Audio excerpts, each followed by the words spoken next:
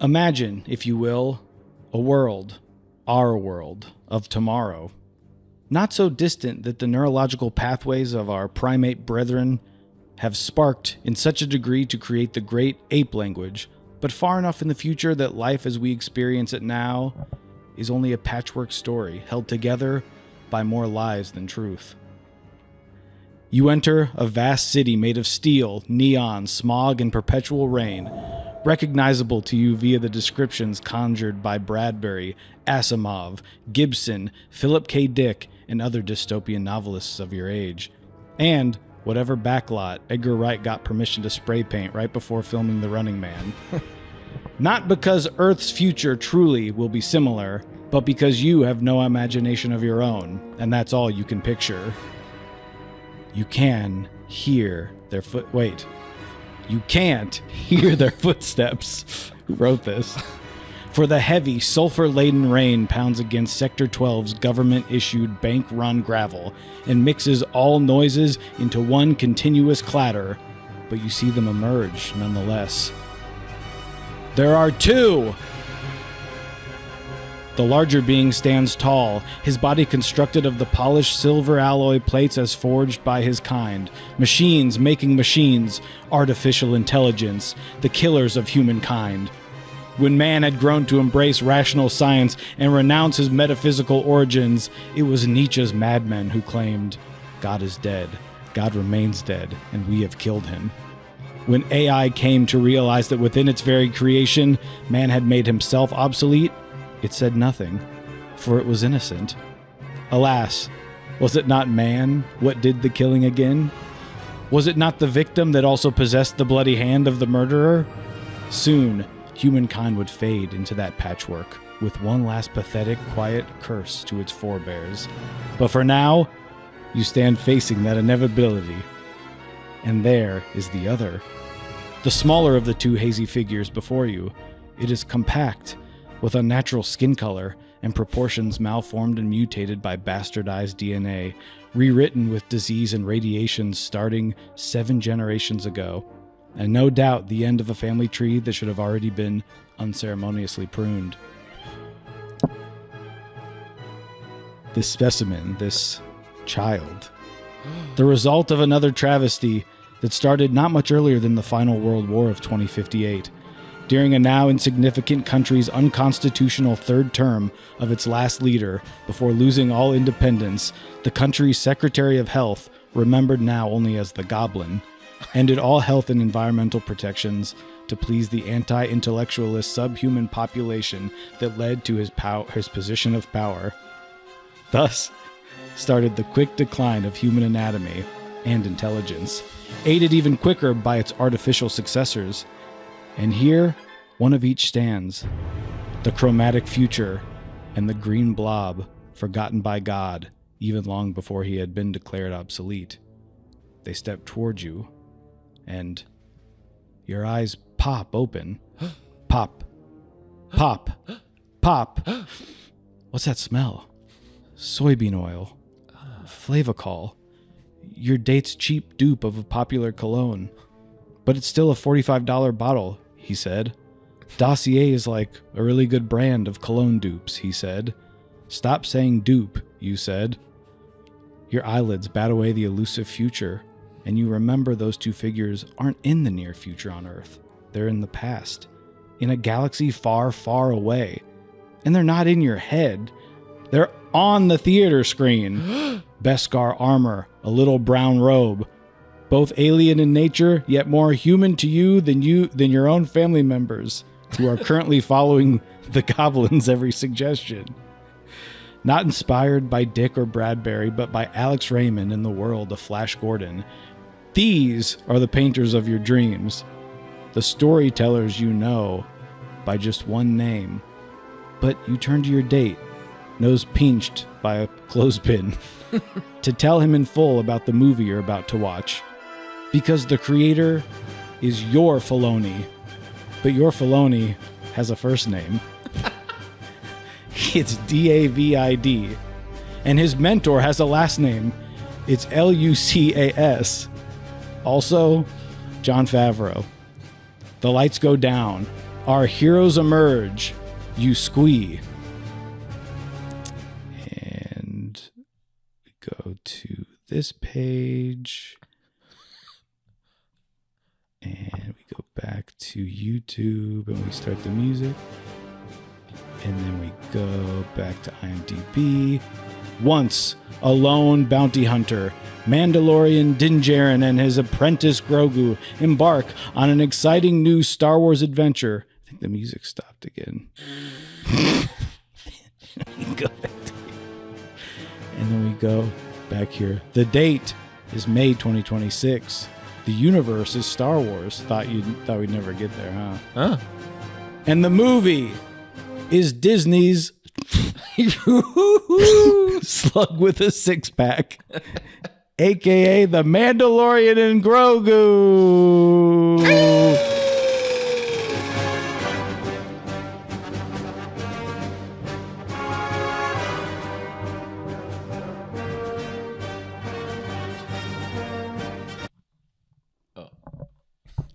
This is... what is this? This is iBuds, the movie review offshoot of Earbuds. Usually we review music, but when a big movie or one that we're interested in comes through, or if we just have time, Yeah. we want to review it. We haven't talked about movies in a while. Let's talk about movies. Yes, and on the regular show, we talk about our Venn diagram of I like this type of music, you like this type of music, and people watching this are saying, I don't care about you, I care about Mando and Give Grogu. me the Mando meat. Give me the And meat. I just want to say, movies aren't the same as music. No, it's true. So you may wonder, where's the Venn diagram? Where's the inverted butt cheek? Well, it doesn't work exactly the same way, right? Not quite. Not quite. You But can say, sure, I like this thing, but I don't like all of this thing. Right.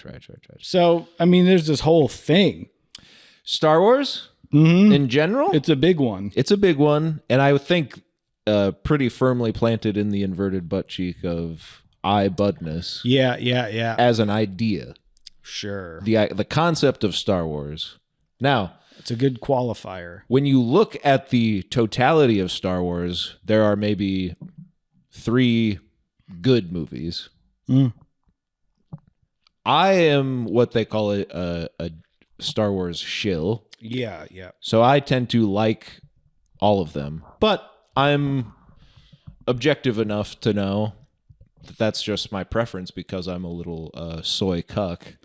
Right. And you can certainly say, look, I'm a little soy cuck. I know that this maybe not be a good movie. And I go, why'd you say it like that? Right. But I still like it. yeah.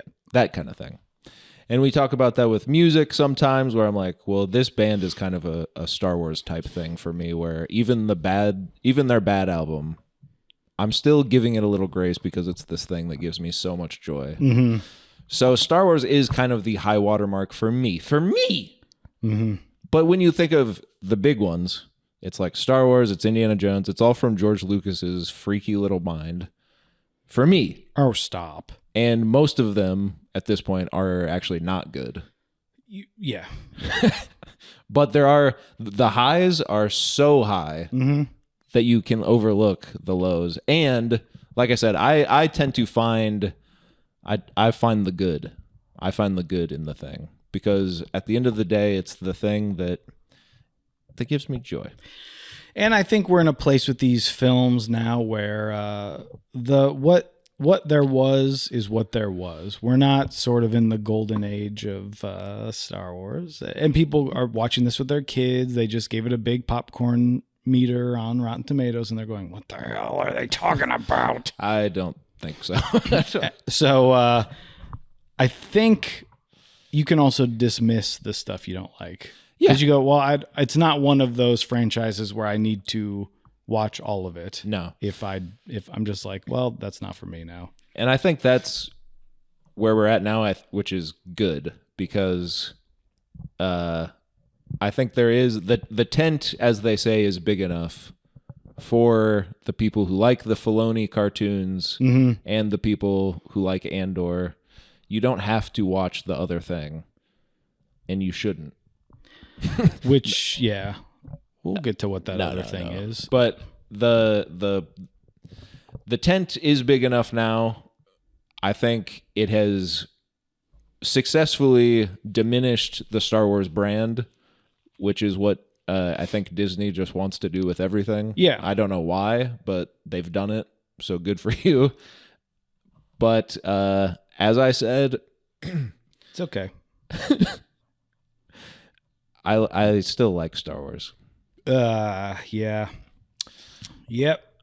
So what are we going to do? We're going to go through the movie. Let's say this. Yes. There will be spoilers. We will spoil the movie. There will be. Okay, now imagine a Star Wars movie directed by freaking PTA. Oh, or imagine one directed by TNA. Homina. Also, we should mention this movie. Yes. Going into it, let's say there's some big names attached because we've got Mr. Filoni, as you've mentioned. He is now big boy on campus, right? Yes. Kathleen Kennedy has announced her retirement, I believe, or whatever. And yes, he is taking over as the head of Lucasfilm. She said, what? I think I've done enough here.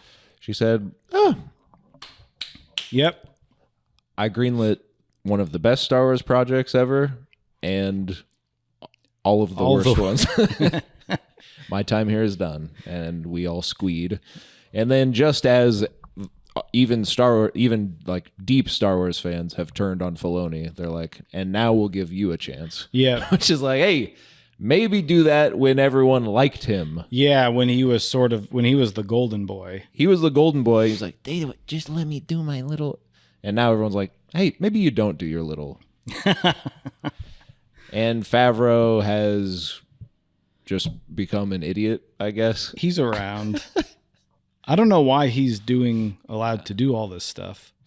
I don't know. But yes, we're going to go through the film. We're going to talk about it. We're going to talk about the larger implications for the Star Wars brand. We're going to talk about how it made us feel when we saw certain things. And we're going to and we're going to just rate the movie. You know, it's a review. It's a spoiler breakdown, big one. And as we do with our music, and we haven't talked about Star Wars yet because, by God, it's been 7 years. 7 years since a Star Wars picture has graced the big, big screen.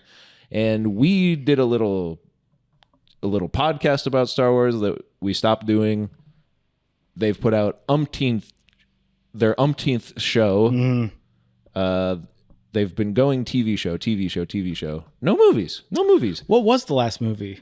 Rise of Skywalker. Okay, I was gonna say. I think I was like, did I miss one? No. 7 years. 7 years. It's been. And wow. You know, and that one had its problems. We all know. Yeah, and they famously said, I think we're gonna take our foot off the gas a little here with Star Wars movies, and then they winked and they showed us all their hands behind their back with their fingers intertwined. Yes. And then the shows have, with the exception of Andor, which is critically an audience, beloved, and is just one of the great TV shows of all time, in my opinion, regardless of it being Star Wars. There's been some good ones in there. I liked Skeleton Crew. That was fun. I forgot that existed. So did I. And then yesterday I was talking about this at my house, and the Star Wars skeptic with whom I live said, what was that one with the kids? And I was like, I can't tell you the name of it. Yeah. I literally don't remember. But they did wasn't the idea going into it. It's one. It's a limited series. It's a part of the galaxy we've never been to before, explored before. And I think they kind of nailed it. I think so. I think they could have done something where they kind of made it into a movie where it feels like you're kind of going to different places throughout a movie and it feels a little disjointed and weird and looks like a TV show. Yeah. But I think they did the right thing, which I don't know. Star Wars hasn't done yet. Not yet. But I think doing the show that way, having it not that, they just simple. That's what we want. Because we don't need, now we get all the lore, because you kind of have the Skywalker thing. They go, maybe we'll go outside of that. Right. It's like, well, now what is Star Wars? That's the question, right? Sure, there's a whole universe, but I guess there's a whole universe for everything. So when you start saying, well, let's do a little, it's the same with any of these long-standing Star Trek, whatever. Of course. Hold on. Sorry, Frosty. Settle down. But if you can just do, it's like Star Trek, the Earth years. And it's like kids in high school. You go, okay. Well, that's not really Star Trek, right? But should we talk a little bit about our history with the Star Wars as we do with what's your expectation going into Mando? Were you caught up with Mando? Where are you at in your Star Wars fandom, your Star Wars journey? I am a little burned out by all of the stuff to the point where I've not finished Andor season 2. Oh! And I've told you this, the first season is one of my favorite Star Wars ever. Yeah. And coming off the back of Rogue One, one of my favorite Star Wars films, that's the outlier in all of this. That is the George is away, so the boys can play, and they do one good thing, which to me is Rogue One, Andor, that sort of storyline. And even that, I don't think we need it. No. Even there, I say I don't need Rogue One because you're leading up to the main thing. Yeah. It's the prequel problem with anything. But it's like, oh, and here's the stuff you didn't know. Well, you're just making up what I didn't know. I can also do that thought experiment. Yeah. But I think that what a good Star Wars project does to me is there's a why behind it. We are exploring, and that's for anything, of course. But when you're in these long-standing sagas, why are we watching this piece? And so often, recently, there has not been a reason. No, I think you could say that about the entire new trilogy. Why am I watching this part of the story? Yeah. But even with like Rogue One, and it's not even I think Andor has made it better to me, but even at the time I was kind of like, it's kind of just whatever. It looks the best. That's part of it. And it is, but what it does is it connects these movies. That's nothing to me. I don't care about that. But it explores the sort of the human drama in a way that now Andor has done expertly, but explores the human drama of the sort of the tyranny, what causes a person to join a rebellion, that kind of thing. That's cool, which is something that A New Hope doesn't do, really. It's just a kid that's bored and he's like, I want to be a hero, and then he becomes a hero.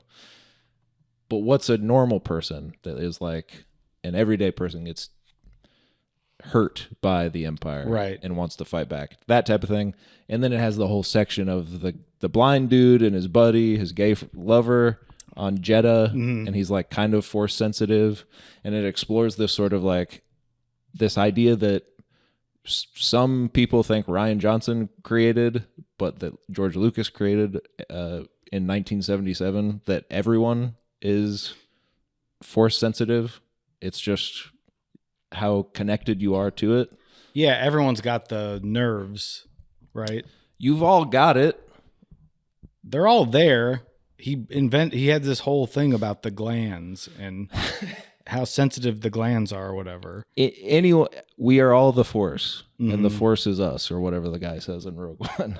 But the point is, it plays with the mysticism of Star Wars and the sort of science fiction aspect of Star Wars. That's what I think a good Star Wars project should do. I know some people get burned out by always having a Jedi or something, but you don't have to have a Jedi. You have the like mystic warrior guy that kind of knows about the Force, and that's an interesting new angle on it. But to me, the Force is what makes Star Wars a different thing than just a cool sci-fi universe. Right. So I want some exploration of that. Sure. Instead of it's all people, and it's like, well, they've got space guns. Yeah. We happen to live in some future world, some dystopian future world I've heard about. Yeah. Or AI and sort of... I heard about that too. I know. of course, the exception to that is Andor, which is almost all humans, no aliens, very little until second season, very little talking about the Force. But even Tony Gilroy is like, well, it is Star Wars. You have to talk about the Force because that is the driving factor of what connects everyone in Star Wars. That's why it's cool. Anyway, what were we talking about? The Mandalorian, on the other hand. Sure. So we get this, we're going to do a series. The Yes. Mandalorian. We hear about this years ago. That's right. And Johnny Favreau's on board, right? From the get-go. Yep. And Mr. Filoni's doing it, and it's going to be what do we say? The Travels of a Lone Bounty Hunter. Yeah. And the idea is he's going to go rescue this 50-year-old. That's sort of what that starts out as. That's the But pilot. to the end, it turns out it's a 50-year-old baby, right? Which is the new Steve Carell movie. But I think then it becomes 2, 3. So where I'm at personally was I don't remember the third season much. That's for I the best. think it ran out of. I just didn't know what was going on in season 2, not intellectually. Yeah, but you're it became not smart enough. It was like the first season sort of had this promise of this Western, this space Western, Yes. a little more than, leaning a little more into that aspect of Star Wars. Yeah. Of like, it's not so much the sort of the samurai film. Right. It's the lone gunman Yes. in the West He and could- the music, And he comes to a town. It's sort of the creature of the week thing or something. He comes to a town, learns a new culture, is expanded some way by it, and he has this little adopted kid that he takes care of. It's a cute aspect, but it's kind of episodic, you would say. I guess you could say that. And then season 2 they start expanding the story to include the galactic ramifications. But then I was sort of just we don't get much about him. Yes, And then you get to the third season where I feel like there's even less about him or something where then you find out also he's not even in the suit. He's like, I wasn't even there. Pedro Pascal, Which yes. I don't care if he is or not. They all look stupid walking around in that suit. Like the fighting scenes are crazy and then you just watch them walk over a hill and it's like the most clumsy doofus you've ever seen. So I'm like, they look like the guy that's at the theater that the theater didn't hire. That's from Troop 25 or whatever. Like just walking around in that. I'm like, It can't actually be heavy. It's not Beskar. It does defy logic that they walk around so stupid. It is so weird. So I'm like, well, maybe they should have can they get a different guy in the suit that can walk? Please. Can we get someone in here, please? So I just sort of. You tuned out after 3. Well, because after 3, I just felt like. Well, there's nothing else after 3, I guess. I couldn't watch anymore, and I tried, but it just felt stagnant. So you're not. You don't watch Ahsoka, No. The Acolyte. No. You did tune in for Skeleton Crew. Yes, I watched the first episode of Acolyte. She's a Dwayne, and I said, okay. I tuned in for Skeleton Crew. I like my Jude. I like a show about kids doing something fun, riding their bikes through town, going, what are we going to do after middle school? Yeah. And the kids are all great. Great acting in that show. I think that's the difference too, is like Andor, everyone is acting great. And you leave us wanting more. Even Andor, they said, we're not doing the second one. And you're like, come on, please. And they go, oh, I guess we could. You go, okay. They go, but that's it. And you go, okay, if you do, It's not exactly how that went, but and we went, please do one more. And they go, okay, but no more. No right, no C3PO. Okay, no season 3PO. So I want to be left wanting more. And that's where Star Wars just as a whole has like, we can't talk about the movies, but just the whole Rise of Skywalker, all that stuff is just, it just made me tired of it. Because now it really is like when you just get into the fan fiction version of it, Dave Filoni is not George Lucas. he is still in a way doing what he likes about Star Wars, and it's what he sees in it. It's like what do the fans want, because I'm a fan. Yeah. But also not doing it the way I want him to. Yeah. And I don't know why Jon Favreau's here.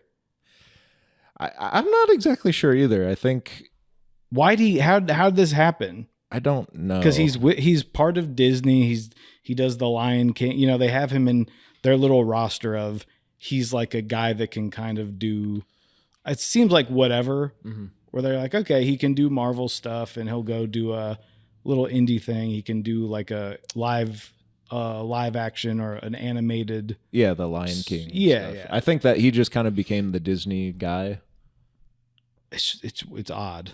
It is odd. And something to look into. I think he loves Star Wars, so he was like, well, yeah, I want to be the guy to, which awesome. If you're Jon Favreau, great. That's awesome for you. If just you're don't fuck it up. Yeah, if you're an amiable husky framed actor with the tight crinkly hair, born in Queens in 1966 as an only child, I think coming from that, right, to get to be the head of the second head of Star Wars, you know, yeah, that's great for him. It is great, but for I don't him. know why they're so focused on the Mandalorian. So, did you like the TV show? Then we'll get into the movie. I swear to God, we will. Right. Well, to your point, what I think the TV show did so well the first season and the second, I think the first 2 seasons of Mando are absolutely awesome. And they are juxtaposed with Andor. They are like the 2 perfect versions of Star Wars to me, where one is good in a fun way, which is Mandalorian, and the other is good in a good way, which is Andor. But Mando, it's the episodic thing that is so perfect for a character like this, who he's, like you said, we still don't really know anything about him. We know he's like an orphan. He got adopted by the Mandalorians, and he's like in this religious sect of Mandalorian that they can't take off their helmet, and this is the way, and that's the whole thing. He goes by a code. He's a good anti-hero type guy that meets this kid, but every place he goes, something happens. He has to help them, and for the TV show, like, that works for that monster of the week. Yeah. Now there's a big fish thing he's got to fight. Right. Then he fights it. Yeah. And he walks away like, that was easy. Yeah. And you're like, awesome. Yeah. You could watch that on Saturday morning. Yeah. Eating your protein Cheerios. And we got to stop putting protein in everything. I just know it's going to backfire. Well, don't we already have too much? And I don't need it from my Cheerios. If that's the only place you're getting it. The protein Cheerio with the protein milk. Suddenly, I can't shit. What did I see the other day? Oh, buddy. Something had protein in it. Oh, no. I almost bought it. Pop-Tarts? It might have been. They're doing those now. It might have been. It wasn't. But I will say. It wasn't. Ron, Arrested Development. It wasn't. Oh, right. Yeah. Ron Howard, director of Solo, another great Star Wars film. Yeah. And I actually contend that actually is a pretty good Star Wars film. You do contend that. But Mando, season 2 kind of ends perfectly, where Luke comes and gets the kid. Mm-hmm. Mando takes his mask off to reveal his face to the child for the first and last time. And and Luke Skywalker takes the child for training. Yeah. And then, of course, everyone's talked about it ad nauseum, but in a different show, the child comes back to Din Djarin, the Mandalorian, in Book of Boba Fett. So you have to watch a different show to get that the kid's back with him. And then season 3 starts, and it's like none of that happened, basically. I think that's where I sort of was confused, because I didn't watch Book of Boba Fett, which was the other show we didn't talk about, which is nothing to me. Yeah. It sucks. It's terrible. Except for the 2 Mando episodes where you're like, Yeah, just make this. You guys care about this. Mm-hmm.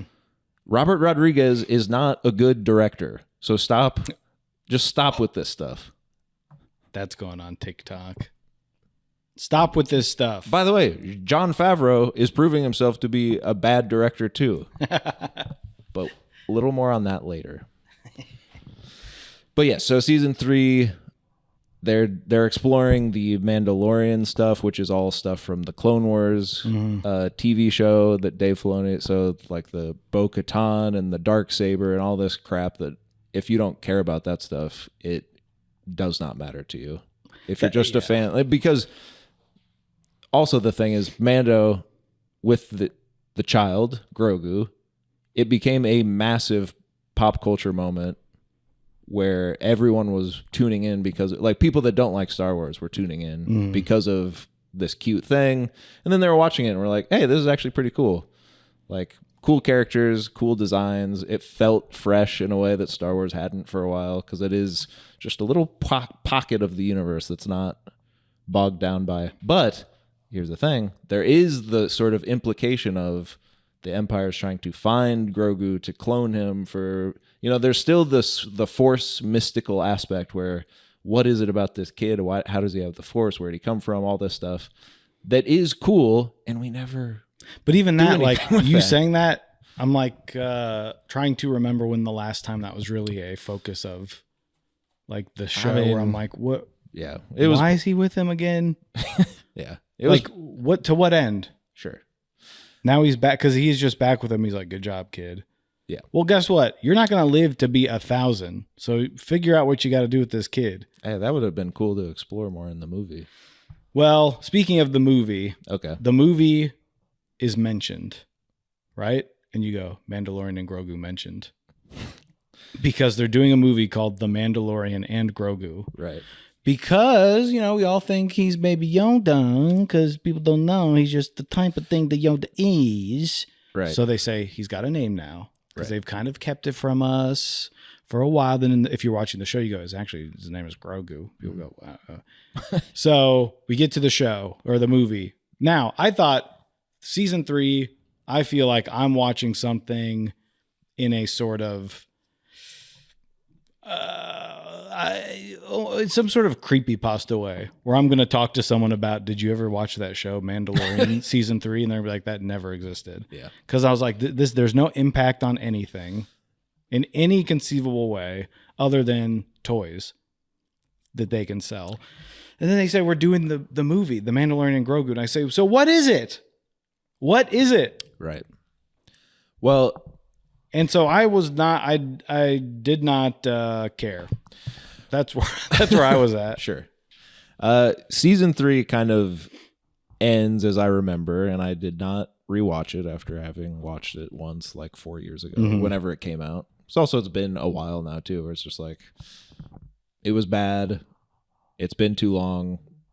No one even remembers Baby Yoda. Okay. Because you so thoroughly depleted it of all of its joy by bogging it down with this other stuff. Anyway, season 3 kind of ends with Bo-Katan gets the Darksaber. They defeat Moff Gideon, who is the the guy from whatever. He's in everything as the villain. Far Cry 6. Yeah, and you're just like, I know you're actually not a good actor. Because you're just doing the same fucking thing and everything. And I know that's what they want you to do, but it sucks. That's me saying that. Okay? And you're allowed to. It's just my opinion, but I'm tired of it. Anyway, they defeat him because he was the guy who was coming for Yoda or Grogu. Mm-hmm.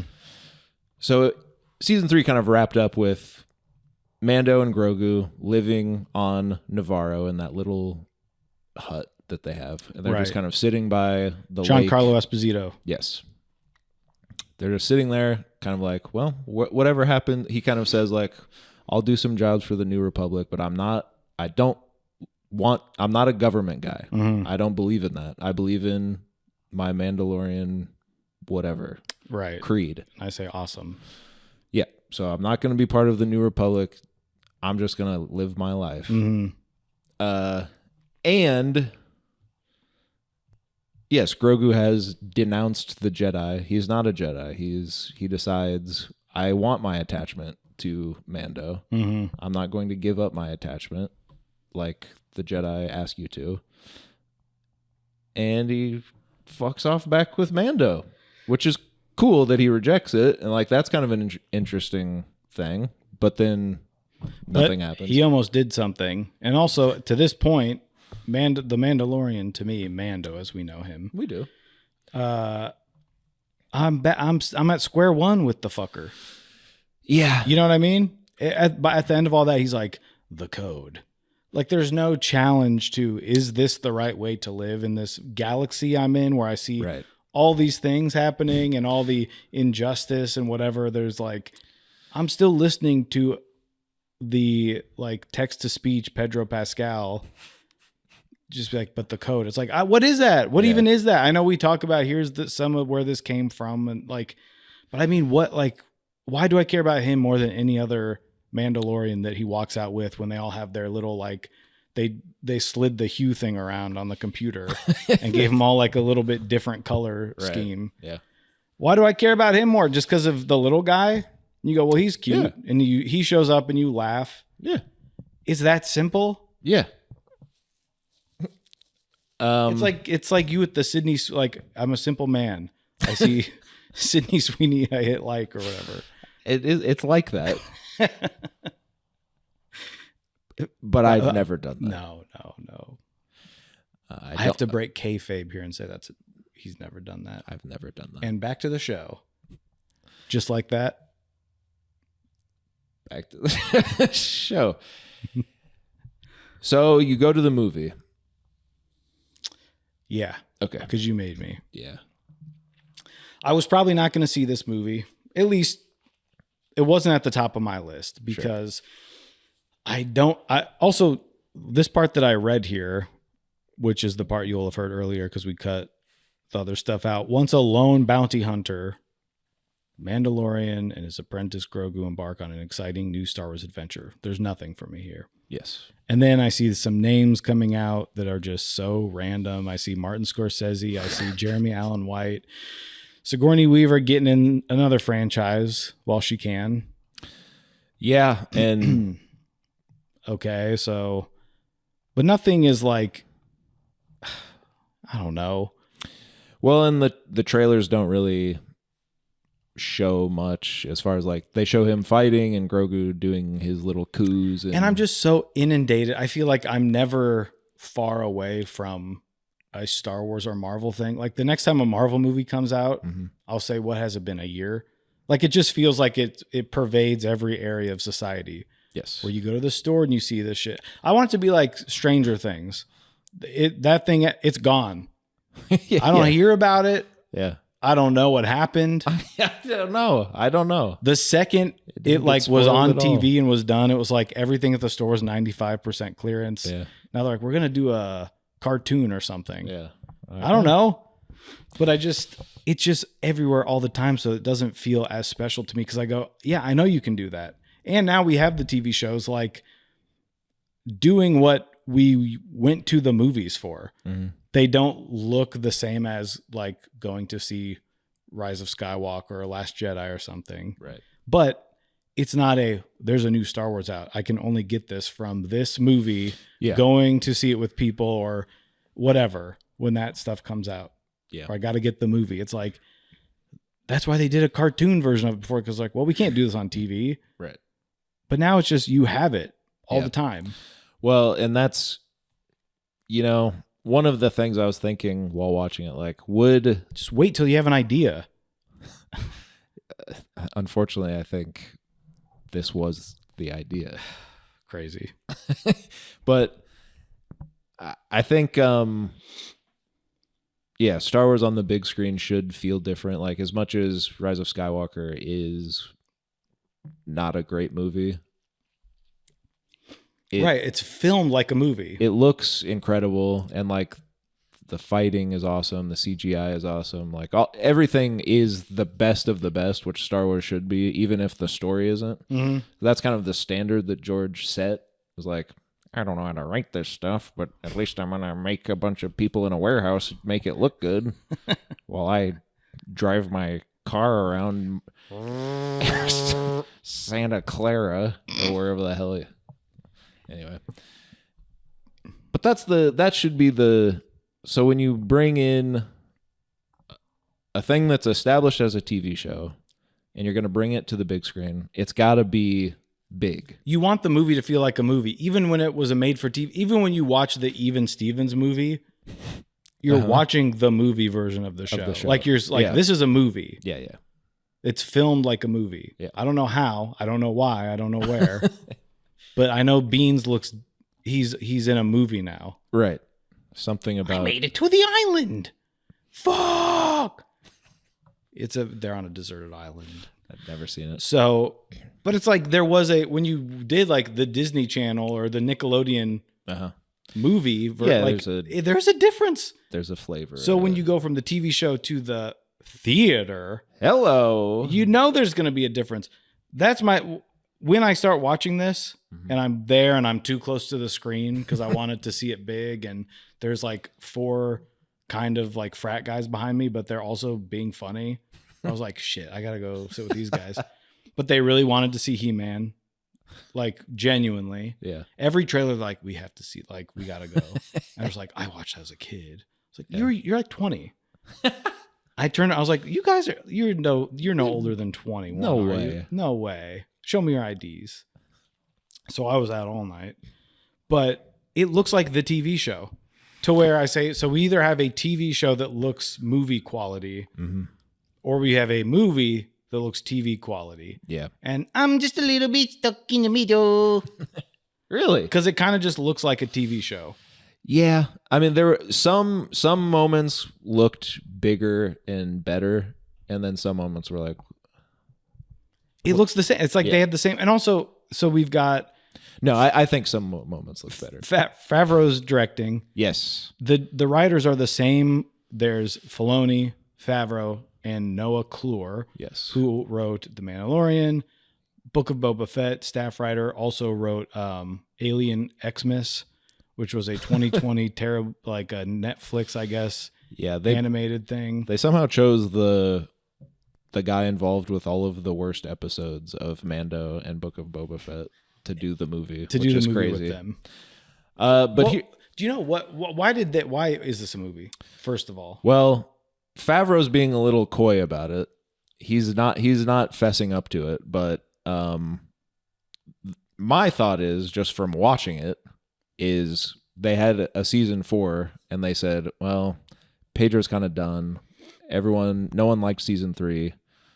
We haven't done a movie in 7 years. What if our next thing on the big screen is Mando? Because there is a buy-in from more of the public. At least at the time, they probably thought this. Yeah. There's a buy-in from the public because of Grogu. Guys and their women will go see it rather than just the guys. There's more of an interest. And you've got the family aspect. We all sat and watched this through COVID. The Mandalorian got us through COVID-19, the coronavirus. And now you're graduating college. Let's all go to the movies. And there's also we've gotten the Mandalorian, and now we're seeing Grogu right up there with him. Yeah. This is going to be his chance to shine, too. So you go, well, they're going to go on quite an adventure together. Yeah. Aren't they? And I think they,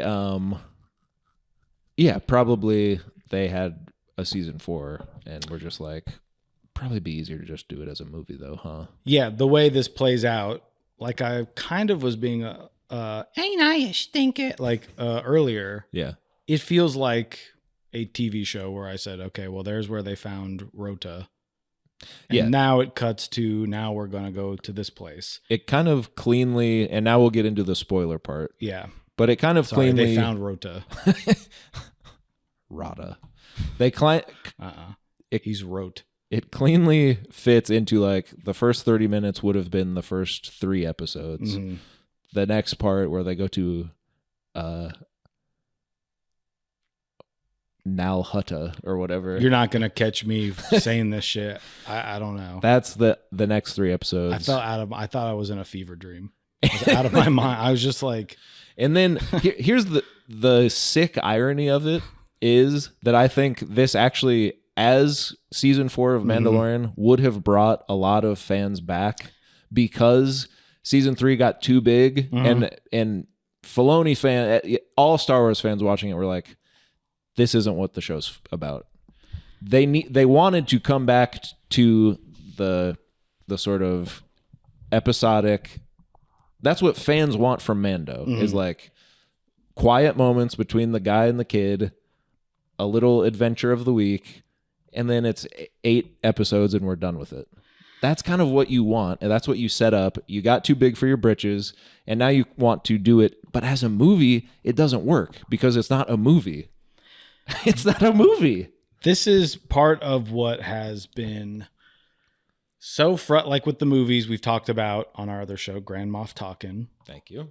If no one talked to anyone doing the movies, everyone knows that there's no plan. It's bananas that you own the rights to. What is the largest franchise, the most well-known, not even most, like everyone knows it, whether you like it, don't care about it. It's the biggest thing in the world. Like, yes, you own the rights to it and you go, well, let's get our toes in the sandbox and just flick some stuff around, see what happens. Yeah. So you do that. Even like for this, like, did no one like their idea is just movie? Like, because why not do this? Is call it The Mandalorian and Grogu. It's the end of and make it a movie. No, and like it's the last. You don't say season 4, whatever, but it's just like this is it, and you do. I would say 3 episodes, like 3-hour-long episodes. Sure, because you fit it all into a little over 2 hours. Yeah. So you can do and it was long at 2 hours. You could do the Rota storyline, then whatever the hell, and then like the Gremlins stuff. Like the Gremlins is episode 2 or whatever, I guess, and then. Well, that's what's interesting is 3 is the Project Hail Mary stuff, but like in reverse. Yeah, where it's the Rocky, sitting for waiting for the other guy to sleep. right. Spoilers for Project Hail Mary. That's what the irony, I think, is as just a season 4, it would have been plotted out a little better. You get little, 20, 30-minute episodes or whatever they are. Well, they say they're 40 minutes, but there's 10 minutes of credit, so it's really like 28 minutes. Yeah. But it's plotted out a little more. You don't get Sigourney Weaver because she doesn't want to be in a TV show, which is actually good because she's also suddenly terrible at acting too. Unbelievable. It's insane. She's saying like when you hear they're saying that weird because it doesn't exist. But she's like, Mando, you're a rebel. And you're like, oh, she doesn't know what like a rebel is. Yeah, she like she doesn't understand anything. That's what like. Which is great. Well, that's when I was watching her talk about how she's in, and I forgot. I'm like, she is in Alien and Ghostbusters and Avatar. Yeah. The like everything all the you big could ones. be in. I was like, so why isn't she acting in this? I don't know. I have a theory that maybe Jon Favreau has become so obsessed with having not human characters perform well in a way that like he's like, because the Lion King stuff, he's like, I can do anything. I did Iron Man. You can tell, like starting back then, like his face doesn't move, but you can tell that he's emoting. And then Mando, that's the whole thing is. And then Grogu's the best actor in the movie. A puppet. I was watching halfway through because I'm like, I was like, oh yeah, I shouldn't like him either because it's the same numbnuts like doing his motion that's pissing me off about everything else in this movie. Like he's not on set with a little coffee, like like ready to hop in. Well, it's a puppeteer, but that's like. It's not Jon Favreau. They've got someone from fucking Jim Henson's company in there doing what he loves. Of course. And he's like, I can bring life to this movie. Yeah. This makes me sick. But I think it might be that. And there's like no one in I can't find anything out about this movie. The cast list isn't even complete. Like they forgot to do anything for this movie. Okay, so the TV show, the first 6 episodes or whatever are up to Mando getting poisoned, and then the amount of fervor online that would have happened if episode 7, like the penultimate episode, is 35 minutes of Grogu figuring out how to live on his own and taking care of Mando. That would have been, fans would have been saying like, that's one of the greatest that's one of the greatest Star Wars things ever. But it's hidden in the last third of this movie that is so weird. And it's nothing is given any sort of time to shine. Here's the big overview for me. Okay. Just since we're going to get into these parts. Sure. By the end of it, I've learned nothing about him. I've learned nothing about the Mandalorian. Correct. I don't know why Rota is calling him Mando the second he meets him. Like, they all know this is his nickname. Yeah. But moreover, it's like he hasn't learned. He is still the same. I don't need the credits. Like, the idea is, oh, he's kind of a good guy, even though he's a badass, and it isn't life hard out here. I don't care. Nothing in this tells me anything. And apparently he's fine with never getting paid for anything. He's fine. Like, he's fine. Well, he got his Razor Crest ship back. That's all I need. And then you've got the little guy. So he learns his little, but I'm like, where's his? It's called the Mandalorian and Grogu. Yes. The idea is now we get them doing this. You're doing jack all to barely show me Grogu. He pops in. Yeah. He jumps around. Yeah. That's the fun. That's the shit. Like, getting him with the little mustache guys, right? From whatever. Is it Rise of Scott? You know? Yeah. The Babu. Babu Fricks. The Babu Fricks. Who aren't even in the cast. I can't find who's doing the Babu. It's probably AI. Don't give a shit. Oh, come on. They're speaking English now too. Though, like, more than they kind of the Anzellan species. And I know, like, the Minions even say like kaiju in the new Minions trailer that played before. I was like, oh, they did say a word that we can't like. Yeah. So they're speaking Japanese. Right.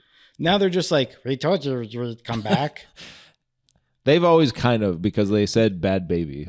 They do a little, but it's but it's like now they're just saying, well, we don't want to do like what we got to do. Either I don't care what they're saying. I like when there's just no subtitles. I mean, that would have been. Or just put the shit on there if it needs to be something. Well, this is a movie where all of the Hutts speak English. I can't, yeah. And one of them looks and sounds like Jeremy Allen White. Pitch down to where you can hear the computer. Because I was like, is this the theater I'm in where I'm listening to the robot pitch down? You could, because it sounded like when we pitch your voice down in our hit TV show, The Poltergeist. Yeah. The women and the whatever. Yeah. You can hear that it's. How does that work? I don't know. But they're just like that whole thing where now you're watching like 4 puppets run around, which also I love Babu Frick. He's my. Yes! We got him. Star Wars fans, Earbuds fans, type down in the comments. We finally got him to admit it. Yeah, that's my shirt. It's 18 different fonts, and it's like, yes, I have a BF. Babu Frick. Do not, touch me or you'll never find my body. And yes, he has a shovel. Can you make that tonight? Yeah. Okay. I'm not doing anything else. We'll put it up on our 5-minute intro. We're an hour in. And so I don't want, it's about Grogu. Yeah. Why are they there? Need help, baby. He doesn't. The point is he should have to do it himself. So you're like, he does. Scared. I just don't. He needs a ship. Come back. I don't care. Fucking figure it out. Because they're just hopping along with him, and then they gotta save the one, and he's like, he's inside. Why are we doing this? Because they don't trust. They find it boring. They're like, we can't just have Grogu. There's no trust for the like. Yeah. Oh well, we need to have other stuff so kids are laughing. Because they're all little weird fake freaks. They're all little puppets. Hopping up a dirt hill. Also, that's the best looking shit in the movie. Yeah. When you've got that going on and they're going up the hill, I'm like, this looks like a movie from the 80s. Yeah. I know. That's what, when all of that happened, I was like. Because I was about to go take a piss. Yeah. And I was like, and finally I looked at my watch, which I never do. I don't like to know the time at the movie. Sure. I'm in the movie. And I was like, this guy has to be almost over. And they start hopping up the hill. And I was like, Going in the my meme of the guy sitting up. You know what I'm talking about? But no, that's my wife was like, I'm so glad I didn't go to the bathroom because that was finally good. No, I mean, and then that's 10 seconds long. well, I thought this was like, now this is the part in the show where they would have had his whole thing. but they would have. That's what I mean. If they and that's the problem with Star Wars right now. They keep second guessing themselves, and it happened with the sequel trilogy, like you said.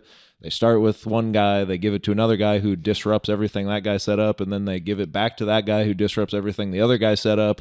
You keep second guessing yourself, where now you got Dave Filoni's taken over, and I'm sure he's like, I don't even know what I do anymore. You know? No, but he gets a cameo. Well, we see him in the cockpit, and you go, dude, after what I just watched, you're gonna do that? Like you get like you're some Martin Scorsese does a voice. You've got the second best actor in the movie. Crazy. And it's also like his name is so big, and then you see him do his little like, hey, don't come over here. Don't come over here. I'm like, what happened to that guy? They got him to do that. Yeah. He doesn't come back. He's just the sandwich guy for 2 seconds. He's the sandwich guy. He is. He's like, I grew up in I know this guy front and back, up and down. Yeah. Crash or credit. I swiped that thing in the butt crack. What? Didn't Nothing. that sandwich kind of look good though? Yeah. And it's a big block of it, and he's slicing it thin but thick. Mm-hmm. That part worked for me. And then he's slopping. Also, what didn't work for me is the sandwich looks like I made it in Blender. He puts the like animated green peppers or whatever. Sure. Why does everything look like shit in this? Who's the guy? Zeb Ding Dong? Zeb, yes, of course, from Rebels. Right, but he's like, welcome back, mate. Yeah. Why does he look like that? Did you forget to render? He's in a different world. And that's what's interesting too, is like sometimes he looks bad, but then sometimes like when there's a fight sequence when he's going down the hall fighting. Right. That looked good. And there's like, and then all that shit, then they've got I think like, just probably because motion is happening and so you can't sit there and be like, why does he look like that? they still don't have certain, like what Mando's on he comes outside of I think he's on his ship. Mm-hmm. And he kind of jumps out and it's all animated, and he just like jumps over the side and lands, and it all looks so fake. It's like the body weight. There's no weight to anything. Yeah. The way they move is like a different frame rate. It is so crazy. Yeah. That they said, okay. I wouldn't say okay. It is odd that, just the whole thing. Let's just go through it. Okay. We start with a cold open, a la James Bond or something, an in media res, a mission. Mando, this group of guys, Imperial, ex-Imperials, still Imperial at heart. Yep. He's having a little meeting. Mando comes down, shoots them all up. The group of people the imp is lording over, turn on him. I thought that whole opening until he gets into the little walker and is running down the side of the mountain. Yeah. I thought that was all cool up until that point. I thought we were going to see him sort of like an Indiana Jones 5 de-aged come in, and you're seeing I thought it was got a cool. helmet on. What do you mean? I thought it was funny that the guy's Imperial like t-shirt was like a Black Hanes t-shirt with like it was like a credit card with saran, or it was like aluminum foil and then some little bedazzled things on it. Also, at least make it look like it's something. Even that scene is like the initial image, bright white backlight, like the windows. Mm-hmm. That's cool. To me, that was cool. It kind of tracks in as he's talking to these people. But it felt like a TV show. But then also you're cutting between him, which is bright backlit, and dark, the people he's talking to, so just on a level of like competence of all the lights coming in, aesthetically to pleasing, these people. Like all of it is bad. Where you're like, geez, I can't even look at this guy's shot. Why wouldn't they be lit? Yeah, they should be bright. They should be bright. That's where the light is stopping. I don't know. Anyway, but I liked all that stuff as far as like cool fight sequences. And this is where I think the movie got it right, at least, because sometimes on the show, the fight scenes are slow because for whatever reason. At least there was a kinetic energy to the fight sequences, some of them, where you actually believe, okay, this guy is not just clunky, like clunking around in his big That's armor. why it's crazy when then he walks away and you hear the suit, like you hear the spandex, like, and he's just kind of just like, yeah, he can't walk in a straight line for some but reason. they get all these, like you get the actual, there's like stormtroopers and whatever, like they're in there falling on stuff and, you know, knocks something on someone's head. Yeah. You get all these fun things in these bigger fight sequences where it's like there's actual stunt people in here doing this. And then Grogu's doing his little thing. He stops the little mouse droid. I don't care though. Because I've seen, like, they act like this is the first time you've seen him do this shit. Okay, well, I think he stops it, he crunches it, and then you see him do the jump out of shot into the. Okay, I was gonna wait to say this at the end, but I'm gonna say it now. In my theater, there was a Grogu, 2 little boys, probably like 9 or 10 or something.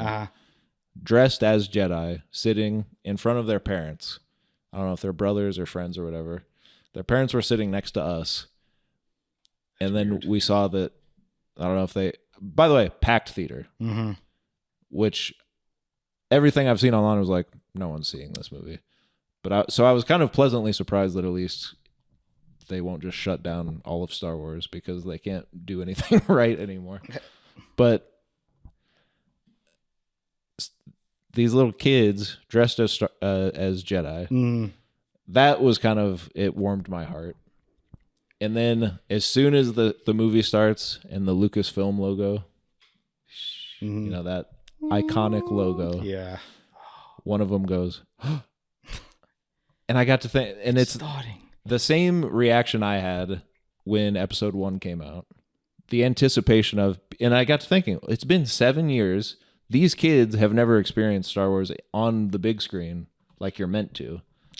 And if they're fans, their mom and dad probably are, they've probably watched all the stuff and they're like, oh my God, it's happening. That gave me goosebumps when that happened. Yeah. So I was like, fuck, it's not about me anymore. It's not for me is what I was. And then at the end of the movie, they ran up to their parents and were like, kicked them in the nuts. They're like, that was awesome. That was awesome. I said, that's what it's all about. And that explains why before I went to the movie, I snuck a peek at the old Terminator meter. Yes. I see a 61 and I say, probably being too generous. And then I get home and I say, well, that was not good. Well, that just happened. And I did say that and it wasn't taken well. So I went, well, that was a movie or whatever. But 89% popcorn meter. Yeah. And then you go and it's like, me and my 3 kids all. So I was like, whatever. It's for the kids.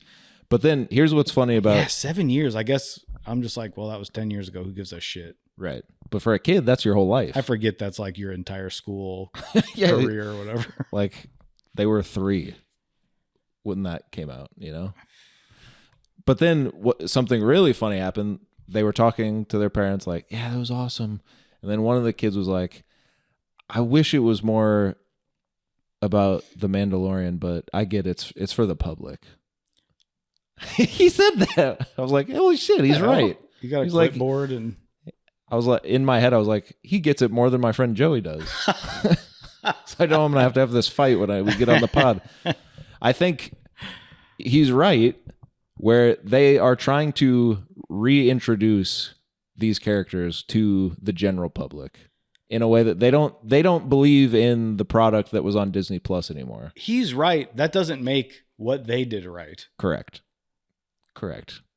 He's right that that's what they did. Yes. That's all. We should get him on the show. Yeah. You can talk to him. I'm going to go home. Okay. But that is so stupid. Yeah. Because even I was like, I'm going to go. And I'm like, do I know what I need to know? And I was like, probably. Like, I don't care or whatever. Like, yeah.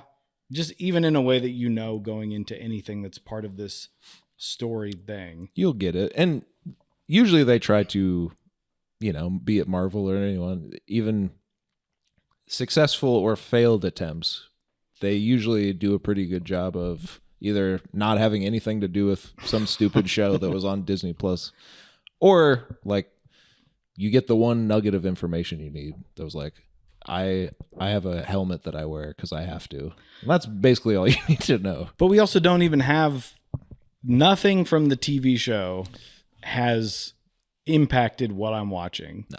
To the point where even I guess as someone this is their first time seeing him, I don't get any information about like, so he's got this helmet and now he's shamed because he has to take it off. Yeah.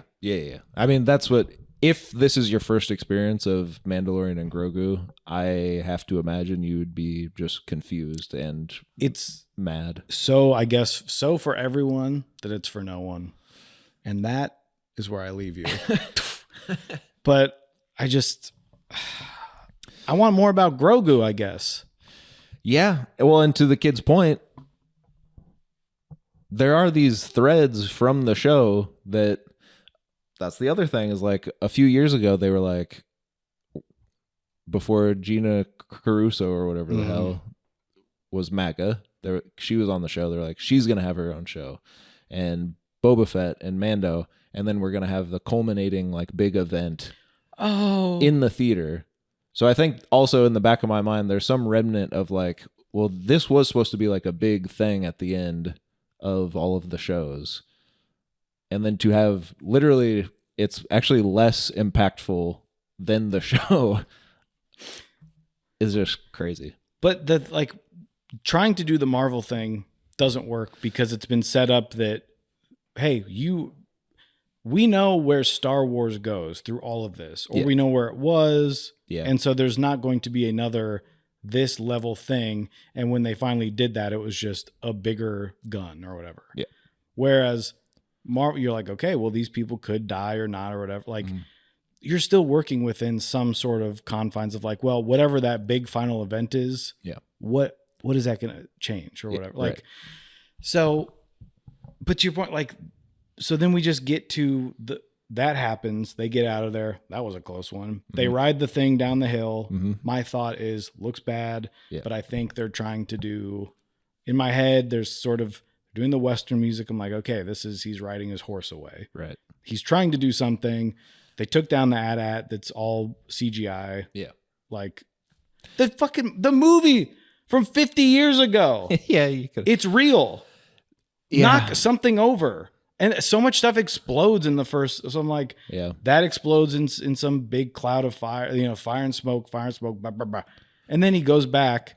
But I liked when he goes up into the first AT-AT and it's kind of like a oneer and when he shoots something down on, like, that's right. Those, to your point earlier, those scenes where it's actual guys in suits being stunt performers and getting blown backwards and stuff and their backs blown out.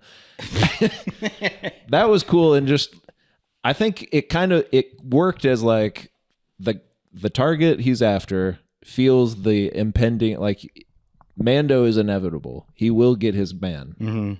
Yeah, because the door shuts. Yeah. He's like, oh, he's going to breach. And then the charges are setting off. Yes, please. And that was probably my favorite Grogu moment. He's docked and he's about to breach. Yeah, well, when he's tapping on his helmet. I went to the biggest theater near me because I kept waiting. I was like, oh, I've never been in this theater for some reason at the mall near us, where I was like, I'm going to go to that. By the way, the fan event, 6:45 Thursday, not filled. Sure. So I go, they can't even fill this. It wasn't even in the biggest theater there. I said, why isn't it? Then I looked, and when I was trying to get tickets, it's like, I could just walk in now, not full. Yeah. I go, I know it's, whatever. It's a Friday night. Yeah. 9:45 showing, but there were 6. I was maybe the 8th or 9th person. That was it. There was 9 in this whole thing. Sure. I'm sitting up close. All the bombs are sort of, they're about to detonate, and Grogu's smacking on his back, and I'm laughing, and I look insane. So I'm by myself. Yeah. And just in front of everyone. Even your bros weren't laughing? They were laughing. I think they even liked it. Yeah. Like they did, I think. But everyone just got it. Like everyone just left afterwards silently. Yeah. But I'm like, that's funny. Well, and that's the theater experience. Pick because, a lane, though. Sure, Bud. sure. But that's the theater experience where mine was improved by like a point.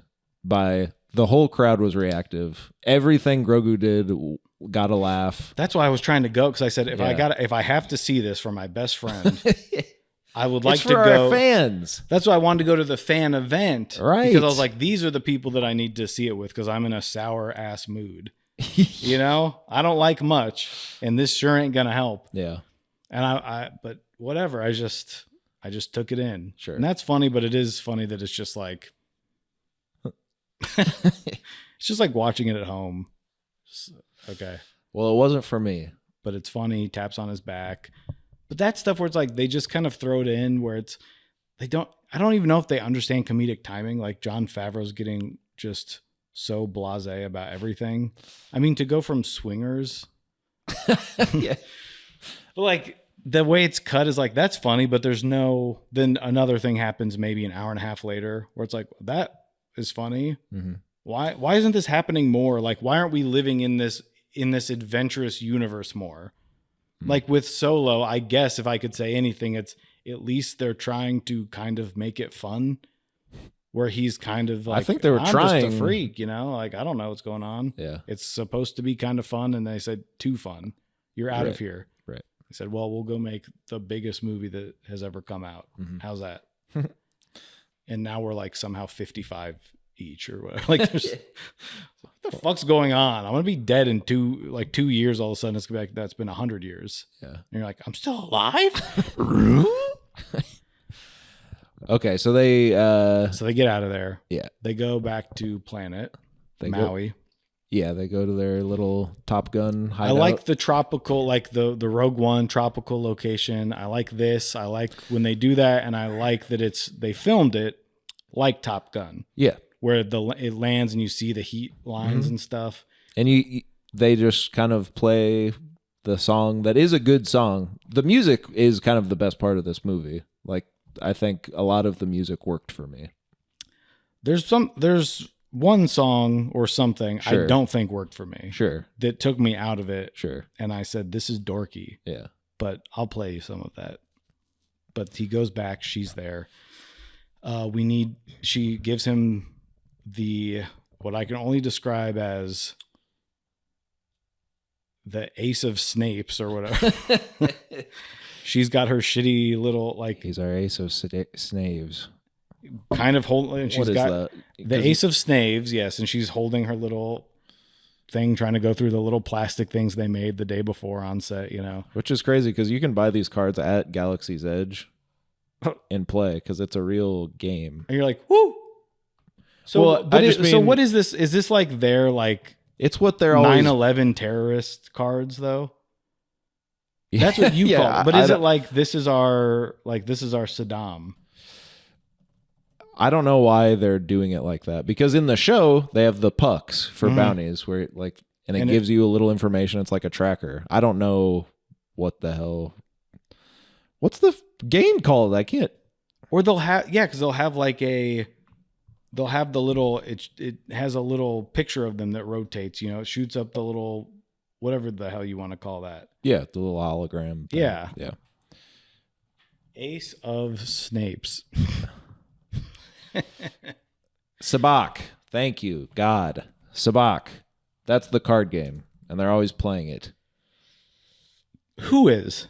In Star Wars, but with those? Well, not with the guy's head on it, but those are the shape of the Sabak cards. I don't know why. I don't know why they did that. I don't know either. And the guy's name is Coin. The actor's name who plays it is Coin. It's like, is that obvious? Is that just a friend of Jon Favreau? And he's like, what if? Listen to this. His name in the movie, Lord Janu Coin. The actor, Johnny Coin. What the hell is going on? But no one's watching them on set. But it's like it's stuff like that. I think you went into a far too big thing before about where they're sitting ducks out there. Sure. The Yes. ace of whatever. Just saying the ace of. It's like, so in this other galaxy, these humanoid aliens have a deck of cards, first of all. Sabak. And they've picked a weird shape for them because of their aliens. Mm-hmm. And they have the ace, Yes. which is insane. Mm-hmm. And it's of something that rhymes with spades. Yeah. And That's a Spaceballs joke. That's like a Spaceballs level piece of shit. and it's also funny that I assume that the other ones have the photo of the guy, but this one doesn't because they don't know what he looks like. Right? Yeah, it's an outline of a thing. It's a like guy's it's head. like the Pokemon. What Pokemon is this game? So they don't know what he looks like. They don't know what he looks like, but he's ex-Imperial. They need him for questioning or something. And I think that's like, okay, so we don't know who this guy is. Usually they've got the hologram. There's information on every being in these. So it's like a mystery. Yeah. Here's your ace of snabes. And the only way to get the information is... And he takes it also. Yeah. Like it means... Doesn't need to. Doesn't have his picture on it. Yeah. But that'll come in handy later. I guess. So he goes to... It won't. I'm just... Wouldn't that be cool if it did? He just gives it back to her. And he's like, he is your... There's nothing on there. Like, are we all... Why are we doing this? Is this his... thinking this, right? It's like he's a Make-A-Wish. And like, just let him do his, like, Just, he's like, that's him. And she's like, okay. That's why she's acting sad the whole time. I don't know what she's doing, but... So he's got to go. So it's the Hutts, right? It's Jabba's son, his uncle, right? Yes. Well, the twins were in the show, the Mando show. And I think they were in Clone Wars or something. I don't know. But yes, they are the aunt and uncle of Rata. Rata is the son of Jabba. But are they like... Well, there's an incestuous thing potentially going on. They don't... Could we talk about that more? They don't do it... They kind of explore it more in the show when they're just on Disney Plus doing whatever they want. I think maybe they toned it down a little for this. Why? Then don't do it. Jabba's always... Or like the Hutts are always kind of sick sexual freaks. I know. So then do that. Yeah. You've got Slave Leia. You've got his little, you've got all those, his little dancing. Salacious Crumb. Yes. And then, are they speaking English in the show? I think they might have. Because they get there. And she's like, and he's like, our nephew is missing. Yeah. Why now? Why now? It's a great question. I don't know. I don't remember. Jabba don't do that. No. Put the that's where I'm the kids are gonna then figure something out. You can't have subtitles in the 70s in a kids movie and say, well, the kids now they can't. Well, guess what? They can't read then. Figure it out. That's the thing is like, it doesn't make any sense. Why'd they pick that language to know also? I know this is a whole sci-fi thing. Yeah. They all speak English. Basic. They all speak basic. But why? Yeah. I don't know, man. It sucks. Because it also immediately deflates the tension. Because what's so scary in original Star Wars when you meet Jabba? It's a scary language. Yeah. Even when she's talking about him, she's like, "Porno," and you're like, "Excuse me." But yeah, it's like it sounds scary. He's scary. He's licking his lips, and he's a freak. And you don't know, like, to. It sounds like they're saying everything in a way that's like a trick. Yes, they're like, it's like our poor nephew is like, then porno. Yeah. But then when they're talking English, he's like, our nephew's lost. Yeah. What the? Yeah. You're doing your sister. You're pulling the "That's my boy" or whatever. Isn't that the one? I don't know what you're talking about. Yeah. Did anyone ever see "That's My Boy" with Adam Sandler and Andy Samberg? Oh, yeah. The hot siblings. That's right. Yes. But then they keep calling them the twins, and I'm thinking, Basil. Yeah. No, they're aunt and uncle, but they're also, I think, because they do give that one shot where they're sleeping 69ing. Right. So you're like, so they are doing it. But that's why I was confused. So as me, dumbass, who saw the show and doesn't remember this, if you're coming into this, it might have been Book of Boba Fett. So not you seeing might this, have missed maybe. It. That seems like maybe the show where they would do that. Because that's like dark Mandalorian or whatever. Probably. But so I'm just like trying to figure that out in my head. Sure. I'm just like, because they kept saying the twins. And I was like, who are the twins? Because that guy was 69 and that other slug. They can't be the twins. I was like, maybe they are, but why haven't we touched on that? Yeah. I don't know. You'd like that. I don't know. If you're going to show me like the dark underbelly of all, like in Solo, you kind of get that. They go in this little thing, the little underground thing. And he's like, well, that just happened because there's a little snake guy or whatever the fuck. Why? Just do this stuff. You're in this world where this is like the dark crime underbelly. Yeah. And like, as much as it is for kids, is like, it's very violent. Like that's the biggest thing with all this stuff where I kept thinking it's for kids. And I go, well, now there's that other problem where they go, it's a tale as old as time. Yeah. It's Star Can't Wars. See some jubblies, but you can see a guy get his head sawn off or whatever. But like, so they haven't watched the other Star Wars movies. No, isn't that like there's that's the thing. The casino planet, right? Where like everything's for sale here. And if you're in this theater, you probably have seen Star Wars, but maybe not. I don't know. Maybe some kids just saw Grogu and were like, "I want to go." They're like, "Fine, we'll go." Are those slugs 69ing? My kid can't see this. Get him out of here now! Get him out of here now! I'm like, shh. So the Hutts say Rata has been kidnapped. He's on Shikari or something. Chicago. Yeah, Chicago. Chicago. So then they go to Chicago. Yeah, and it looks like it too. They show up and it's just like, ugh. It's like trains. Yeah, planes. Automobile. Well, that does take place in Chicago. And Mandalorian. He goes to find who's he find? He goes to find Rata. He goes to find Rata, who is now doing a gladiator style. He is. Oh, right. Well, he goes to Martin Scorsese first. And says, right. I need to find some information about a Hutt. Nope, no Hutts around here. I don't want your cash. His name's Rata. I don't want your credits. You're speaking basic. Oh, Rata. Everyone knows him. Huge poster. I guess a huge laugh probably in your theater. Yeah, it worked pretty well in my theater. Okay. Yeah, I just kind of sat. I was just like. I did like the shot. So we just wanted to have Martin Scorsese or whatever. Yeah, he didn't need any. Because the whole thing of having this like guy that knows like, hey, listen here, buddy. You're going to him for they don't even understand how like a crime noir works. Right. The other cool part about Star Wars. Yeah. The like whole Obi-Wan Kenobi thing. Right. You can't do that.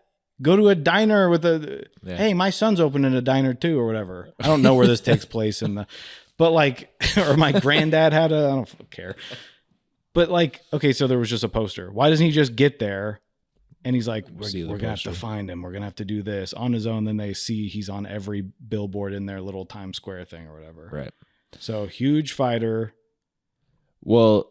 Oh, first of all, they show him on their puck because they have a puck. His hologram. This is the last photo we have of him. Oh, yeah. Looks crazy. Oh, well, do you want to know why? Why? Here's a little, which... If you're a Star Wars fan, you know. I was gonna say, was he in something else like Clone Wars or Detours or something? Rata originated in Star Wars: The Clone Wars, the film that came out in 2008, which was this sort of period after Revenge of the Sith. George wasn't sure what to do with the property, and Dave Filoni came up with this movie called The Clone Wars, which was sort of a back end way to start the TV show. And there were I'm gonna buy this for you. Cool. And the whole movie is about Anakin, who has his apprentice Ahsoka, and it's all this stuff that happens between Attack of the Clones and Revenge of the Sith. And the main crux of it is Rata has been kidnapped, Jabba's son. So they have to help Jabba get back his son, Rada. And they call him Stinky because he's stinky or something. Fans hate it. Everyone hates this movie. I didn't know that. Everyone, but it's Dave Filoni's like first project in with George and in Star Wars. So part of me is also like, wait, so he's already been kidnapped? This plot has already happened in Star Wars. By the same guy. Because then he can't get the thought out of his cowboy hat. If I remember right, they help Jabba. They don't want to, but they help him because of the Hutt's control of the power or whatever. They help get Rada back, and it was like this ploy to like kill Rada or something. There was some ploy where the Hutts were in on it, and they realized like, yeah. That's this. Yes. Yes. So, which the whole thing of the Hutts is you can't trust them. So it is funny that Sigourney Weaver's like, what? The Hutts lied? No, they said he would. So that whole thing is also just stupid. We all know that as an audience, the Hutts are untrustworthy. But it is an added bonus that Dave Filoni was like, what if we retried my original idea? Because that's the only reason in my mind that you would even put any of this shit in a fucking movie. The fact that you Ray's here. The fact that you're making a Star Wars movie and you make all of us go to the theater and fucking Rada is the main character. Not even it's a Hutt. A Hutt. A slug. It's a Huttlet. It doesn't look good. Mm-hmm. It's CGI that doesn't look good. You got three of them that are such a huge part of the movie. It's an insane plot line to even think of.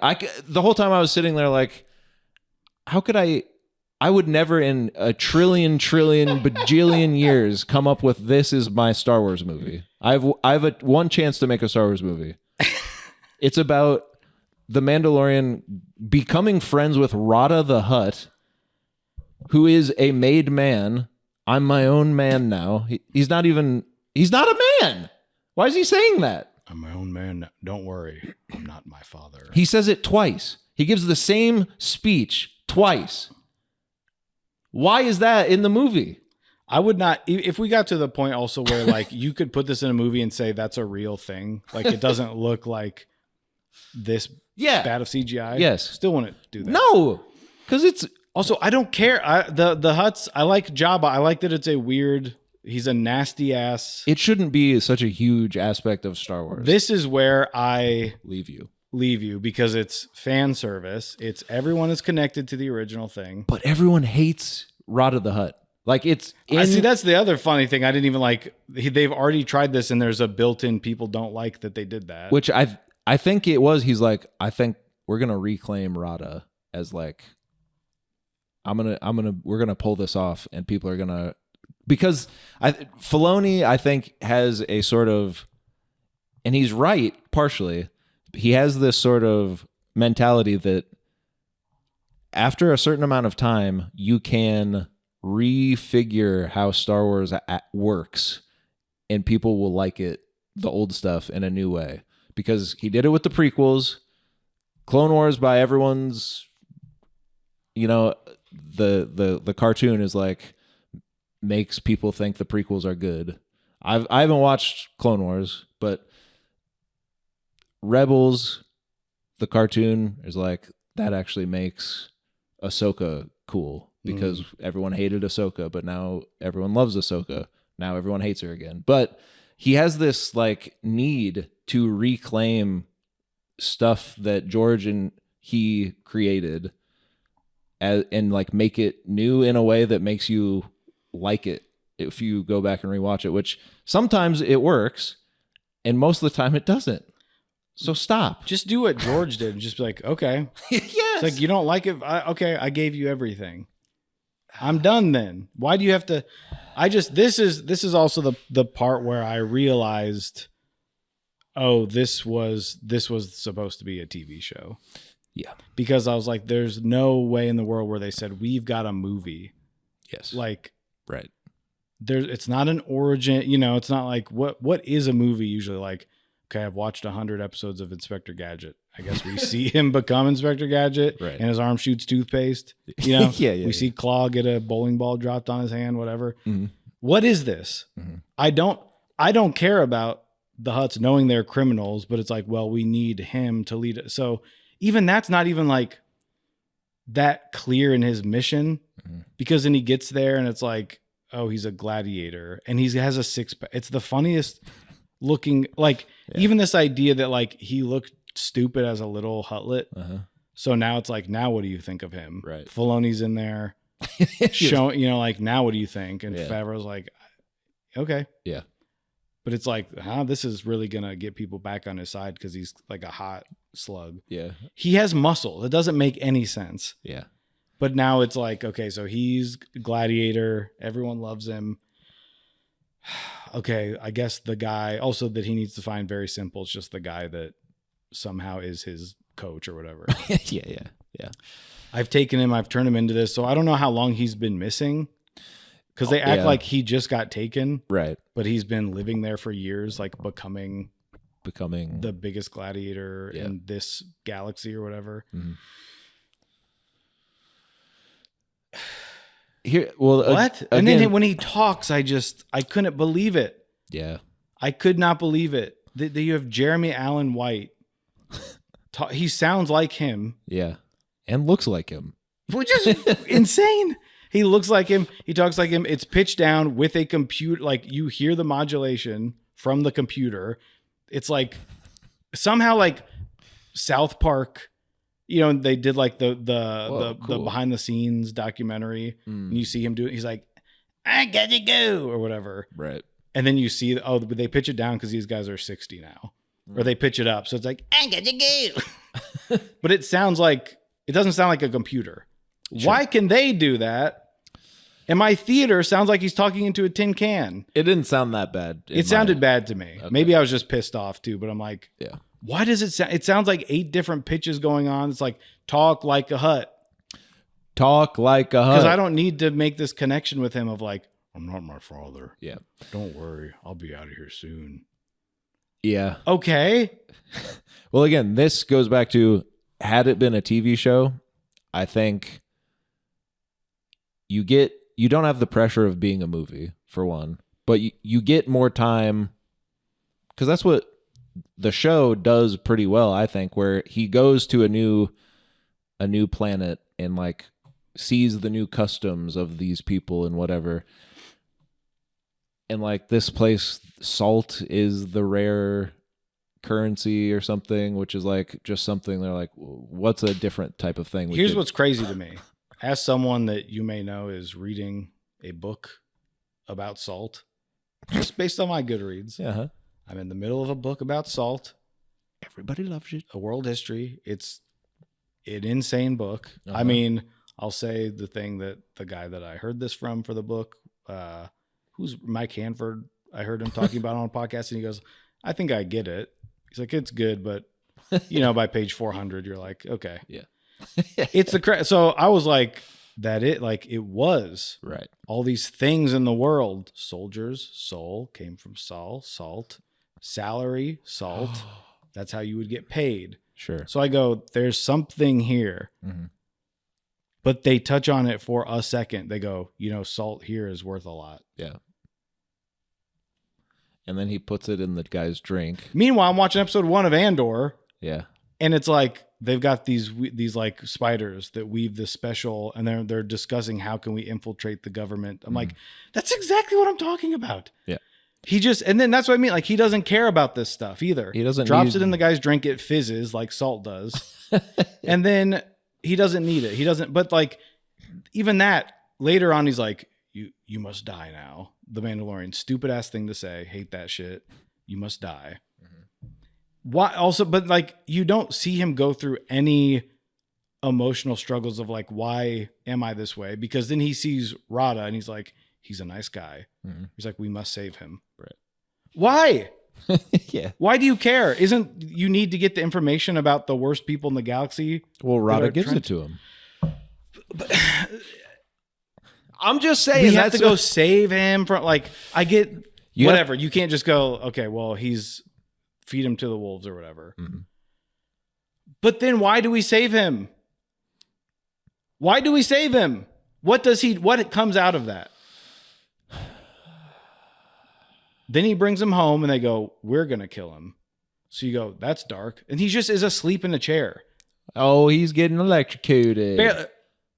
They go back like 5 days later and he's like, he's sweating. Still doing that. Then he gets out. Okay. Well, now we get to go see Rada the Hutt. I'll say this. He meets Rada. He tells him about, I'm not like Jabba. I'm my own man. I'm not like Jabba. I'm Rada. He goes to meet Coin. He doesn't know. Well, that's why salt is their money. Coin is their people. Yeah, they're like, fuck. Think of something else. But tell me more about the salt. It also is just funny that it could be interesting, but even Mandalorian's like, well, this on my planet, I can get salt for free or whatever. He's like not even interested. I mean, for all those fans out there, I don't care. I just thought it was funny that I'm reading a book about salt because it's boring. Sure. But it is like, there's something in there where then he's like, huh? I don't give a shit. Like, then why are we even doing this? Right. Because then you go through this whole thing. This is like 2 minutes of him talking about salt and giving him he's going to give him a big piece, but then he gives him a small piece. Yeah. And then he doesn't care. So it's like, that never comes up again. No. And just so they can go to this bar or whatever, even though he has a house. And again, he says it a bunch, like, well, it'd be awesome if you were fighting in the arena or whatever. He's like, no. He's like, but think about it this way. You could, because people would really like to see that. Just like, are you telling... I know he's going to be fighting in the arena. I hate all these day players. There's the guy with the horns that looks like he's from Halloween Town. There's this guy. I just don't know. Like, what from a writer's perspective, what are you conveying by having him say it over and over again? Like, and there's never a part where he thinks maybe I could do this. That's the other thing. Isn't that why you have the conversation? Because he's just like, no. Yeah. It's like, but think about it this way. You could. And he's like, no. Yeah. It's like, you could get in there and destroy and everyone would love you. No. And he's like, well, I'm planning on killing the guy that I just like. And that's okay. Well, maybe I will work for you. And I thought they were setting up like he's going to find out Rada's going to be killed. So then he agrees to enter the arena. Yes. Do something undercover. Yeah. Where he's like, actually, I will. But no, he just... Or the other guy doesn't even have to say it. It's like he instead of being somehow the most passive person in this whole story, like he comes up with the idea. Right. And he goes to him and sells him on like, I've been doing this my whole life. And the guy's like, oh, good fighter, are you? Yeah. Then he sells him on it. Not like, just you could fight. No. Okay, well. Right. And then he does. Like, why would he even tell him that then? He's a bad guy. He would just put him in that situation. You're like, oh, now I know that he's going to kill this guy. I'm the new guy and I'm going to get killed too. Like, they don't care. It's all blood sport. Yeah. Yeah. The whole thing's baffling. But so he and Grogu go to tell Rada that he's going to be killed. And then Rada tells him, no, that's not true. I get out tomorrow. Literally a copy and paste of the scene that they had before he went to talk to Coin. Yep. Exact, almost the word for word. I'm my own man now. He says that again. I'm not like my father. We know. He's like, he's gonna kill you. I'm my own man now. He's like, could we? I know Pedro and Jeremy probably were in the vocal booth for like a week each. So maybe they're like, well, we forgot to have him read. But they're still alive. It's not like the mom from Sopranos or whatever. Yeah, where like, just copy. They had to like use stuff she said before, so she's like spaghetti, and then you just see the back of her like wig from Dracula, or even more, or even more relevant. Fucking Carrie Fisher, where they have to use her outtakes from other movies to instead of just killing her. But So then Rada's like, guards, they're here. He's back. Gas, which I didn't look this up, but I'm pretty sure his guards, he's back.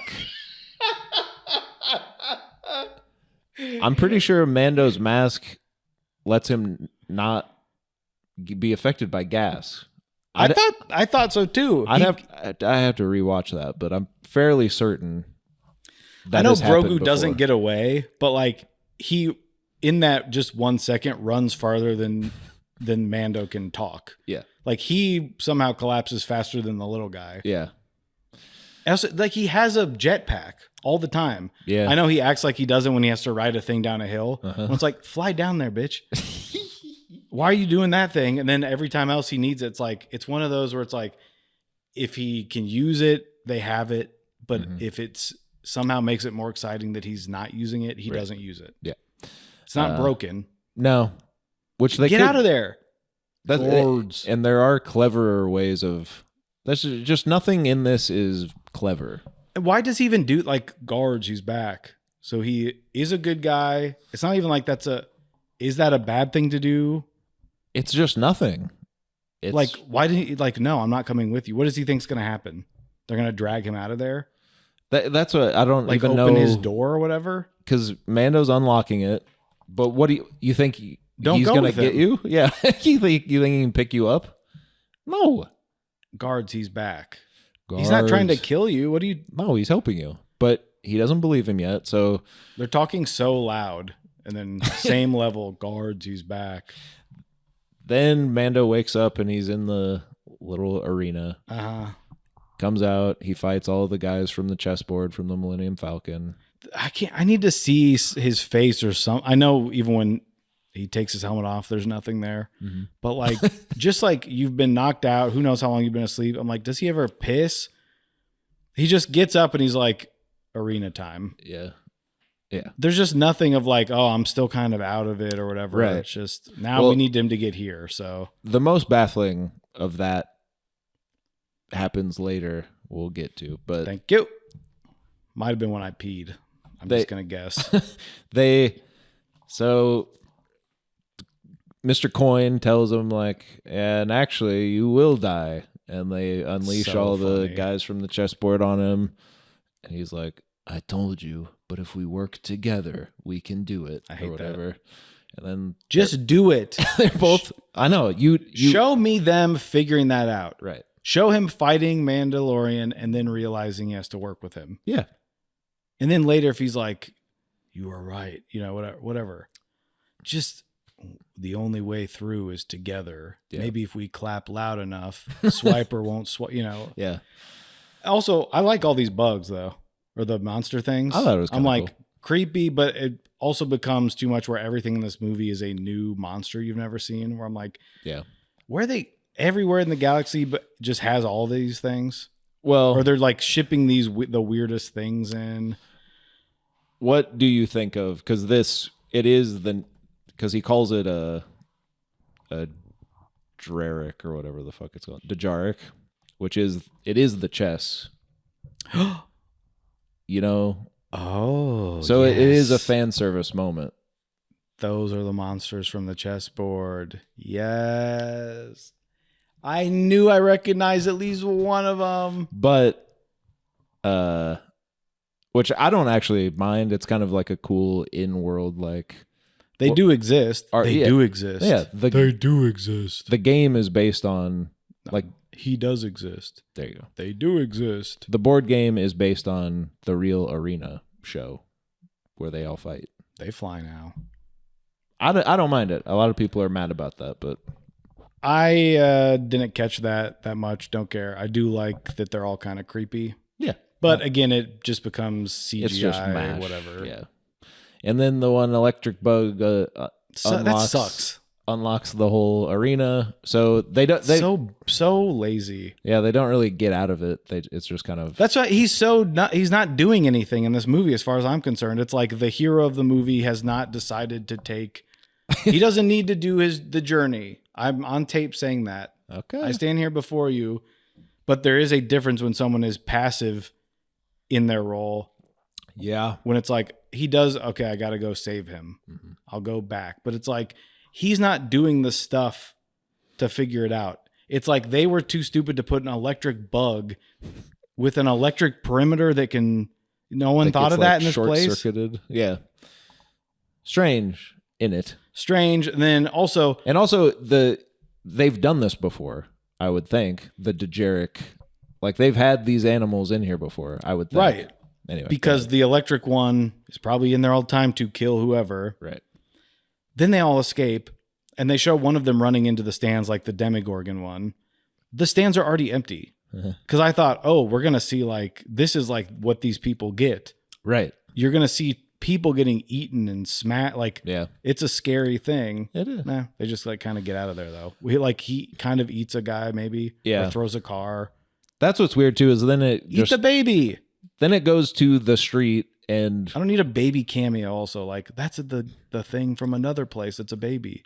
yeah, baby Rhodian or whatever. But well, that's what I thought at first. I was like, okay, we have to see a baby of another species. But then they actually do it for a more evil reason, which is so that they can get Grogu back in his little baby mobile so he can do a chase scene, which is actually even stupider of a reason. But it's also weird, like, so Mando is kind of a hero, but he unleashed, I mean, it's not his fault, but just the whole city is now overrun with these creatures. People did get killed. Yeah.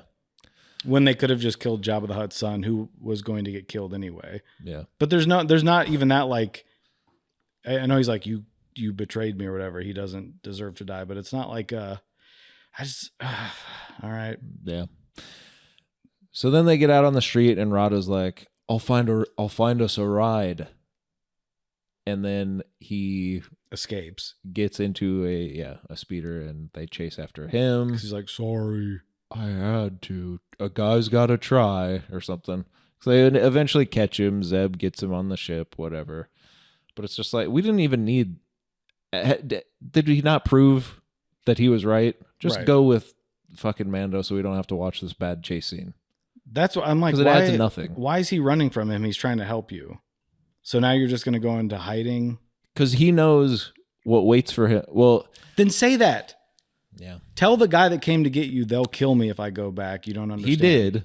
But like, it just, yeah. You know, like say, like he's a reasonable guy. I think you could have a conversation where like, look, there's just something that seems missing in like, well, he didn't listen to you or whatever, but it's like, sorry.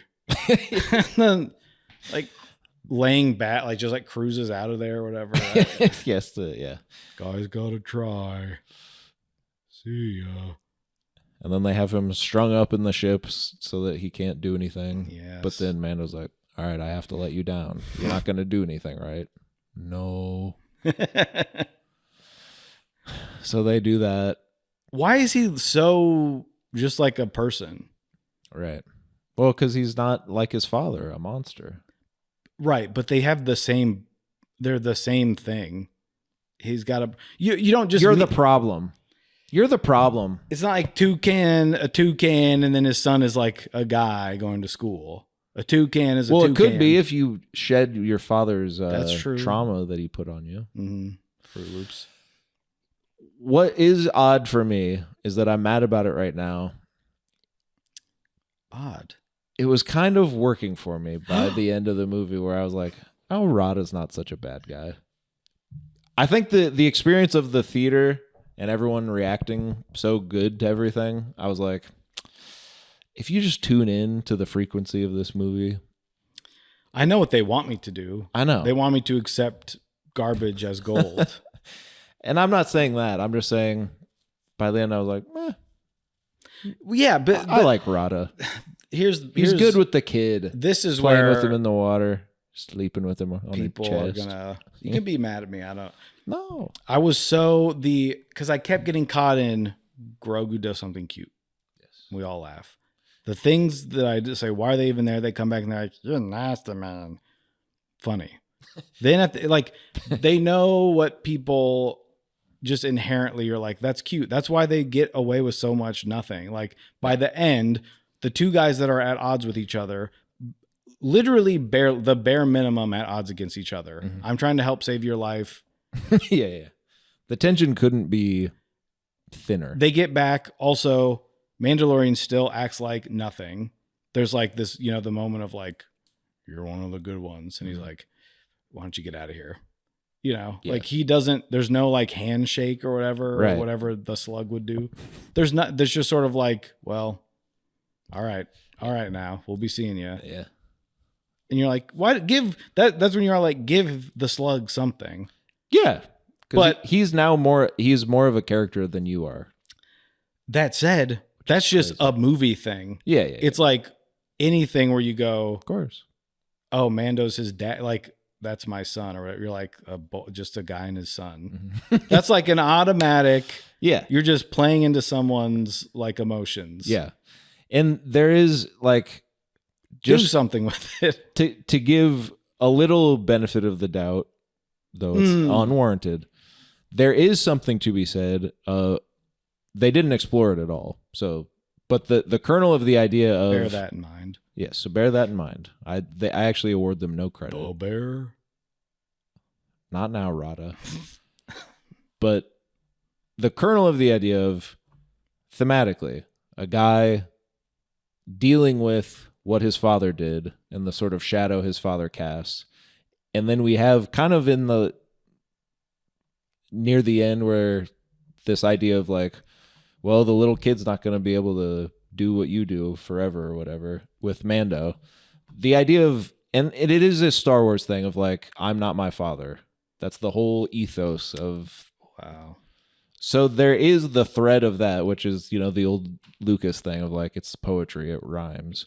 Of like, yeah, but that doesn't go very far when it's shit.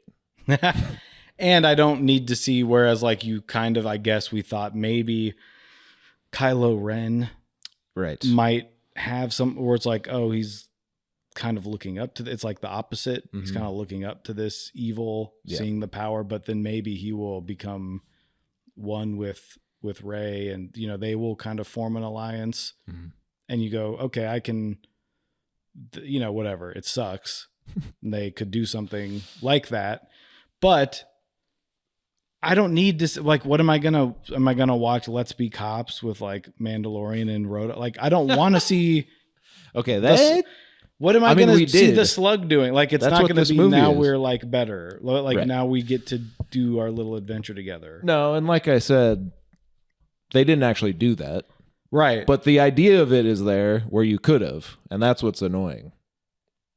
It's like there is a conversation where Mando and Rada have a heart-to-heart where they're like, I was a kid, my dad didn't look me in the eye, or something where Mando's like, I should take off I should shed my orthodoxy that I'm so rigid about. Right. Something needs to change me. That'd be awesome. Trying to find a way to get him to take his helmet off. Pedro's Jabba like, never looked absolutely me in the eye. not. I give you 1 week, John. 1 day for the water tank scene, and the rest of the day for my 6 lines of dialogue. Even the day when they finally get his helmet off, I forgot that was because I'm like, what do we? Well, did you think, like going into it, we'd see Pedro Pascal a little more? Yeah, because I was like, well, it's the movie. We've already gone through the sort of like the gooning of right. Will they or won't they take his helmet off? Like the ultimate sin. Do we get to see Father or whatever we call him? Right. Right. And so this was just like, there was none of that. It doesn't matter. Yeah. And then it's just like, Mandalorian suit performer in the credits right under him. So it's like, so he wasn't there. Yeah. But just, I thought you would. And then when you do, they take his helmet. They've shamed him. It's the worst thing you can do. Mm-hmm. I still don't see any, don't you want to see the humanity of like, it's what they did with Finn is like, you don't know much about him. They ruined his character. Yes. But the idea that someone has been stolen from their family to be a stormtrooper and you think this is what you're supposed to do. And he's like, I don't think it is. Yeah. I don't want to be a part of this evil thing. Right. I want to help people. Yeah. And there's so much there that they could have done. Mm-hmm. But to have like, you don't have that with him, like second guessing things or trying to, just with his mask, like having the weakness of this moment. Yeah.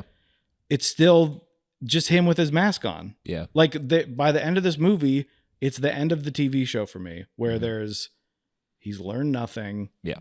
It's the same, because it is like, I don't need your pay, whatever. This one's on me. Right. Well, that's what I'm like. At least have literally any like he doesn't have any meaningful conversation with anyone, but at least you've now built this rapport that at least I in my theater and the people in my theater are like, all right, I'm buying into Rada and this guy are friends for some reason. You can have, I'm not literally like Jabba never looked me in the eye, but the conversation of like a conversation of like what my father did, his job, the way he treated people, whatever, so greatly affected me that I wanted nothing to do with him. Just something to think about. Yeah. And just saying to me, at least just the writing, like Grogu scuttles in. Mm-hmm. No. And he's like, don't worry. I'm not my fault. Like, right. I know. Yes. That I get that. You don't need to say that in such a cliche way. Right. Where Mandalorian, you see him rolling his eyes. And it's like, do something with that. He's the nastiest criminal, whatever. Yeah. Go back, like, whatever. Go back to your little tree thing. Go back to your little tree in the woods. Right. Your little mushroom tree. Go back to your little cauliflower in the woods. Right. Right. Well, so they're gonna take Rada back to Nal Hutta to the twins, and he's like, "But I'm looking. They have information about Coin," and he's like, "Yeah, Lord Janu. Mm-hmm. His last name is Coin." It's just the easiest. That's him. And for 1 second, he's like, I don't know if I believe you. Then they just go to his place, and they're like, oh, no, it's lousy with stormtroopers. So any tension there is like... That's why I'm like... There's just nothing clever about it. Now, again, Why not have, like, if you're going to have, like, Sigourney... Like, maybe not that there needs to be a twist. I just mean use her in like a different character. Sure. Like, it's like, oh, it's... Like, isn't that why you do these? Like, you do so much fan service, and I will be mad about cameos anyway. Yeah. But like, have someone play kind of against type, I guess, or something. Like, then it's like she's some criminal mastermind, but just like, oh, that's the guy we've been talking to for the last hour. Right. Okay. Yeah. I'm not even like, oh shit. It's just simply okay. Yeah.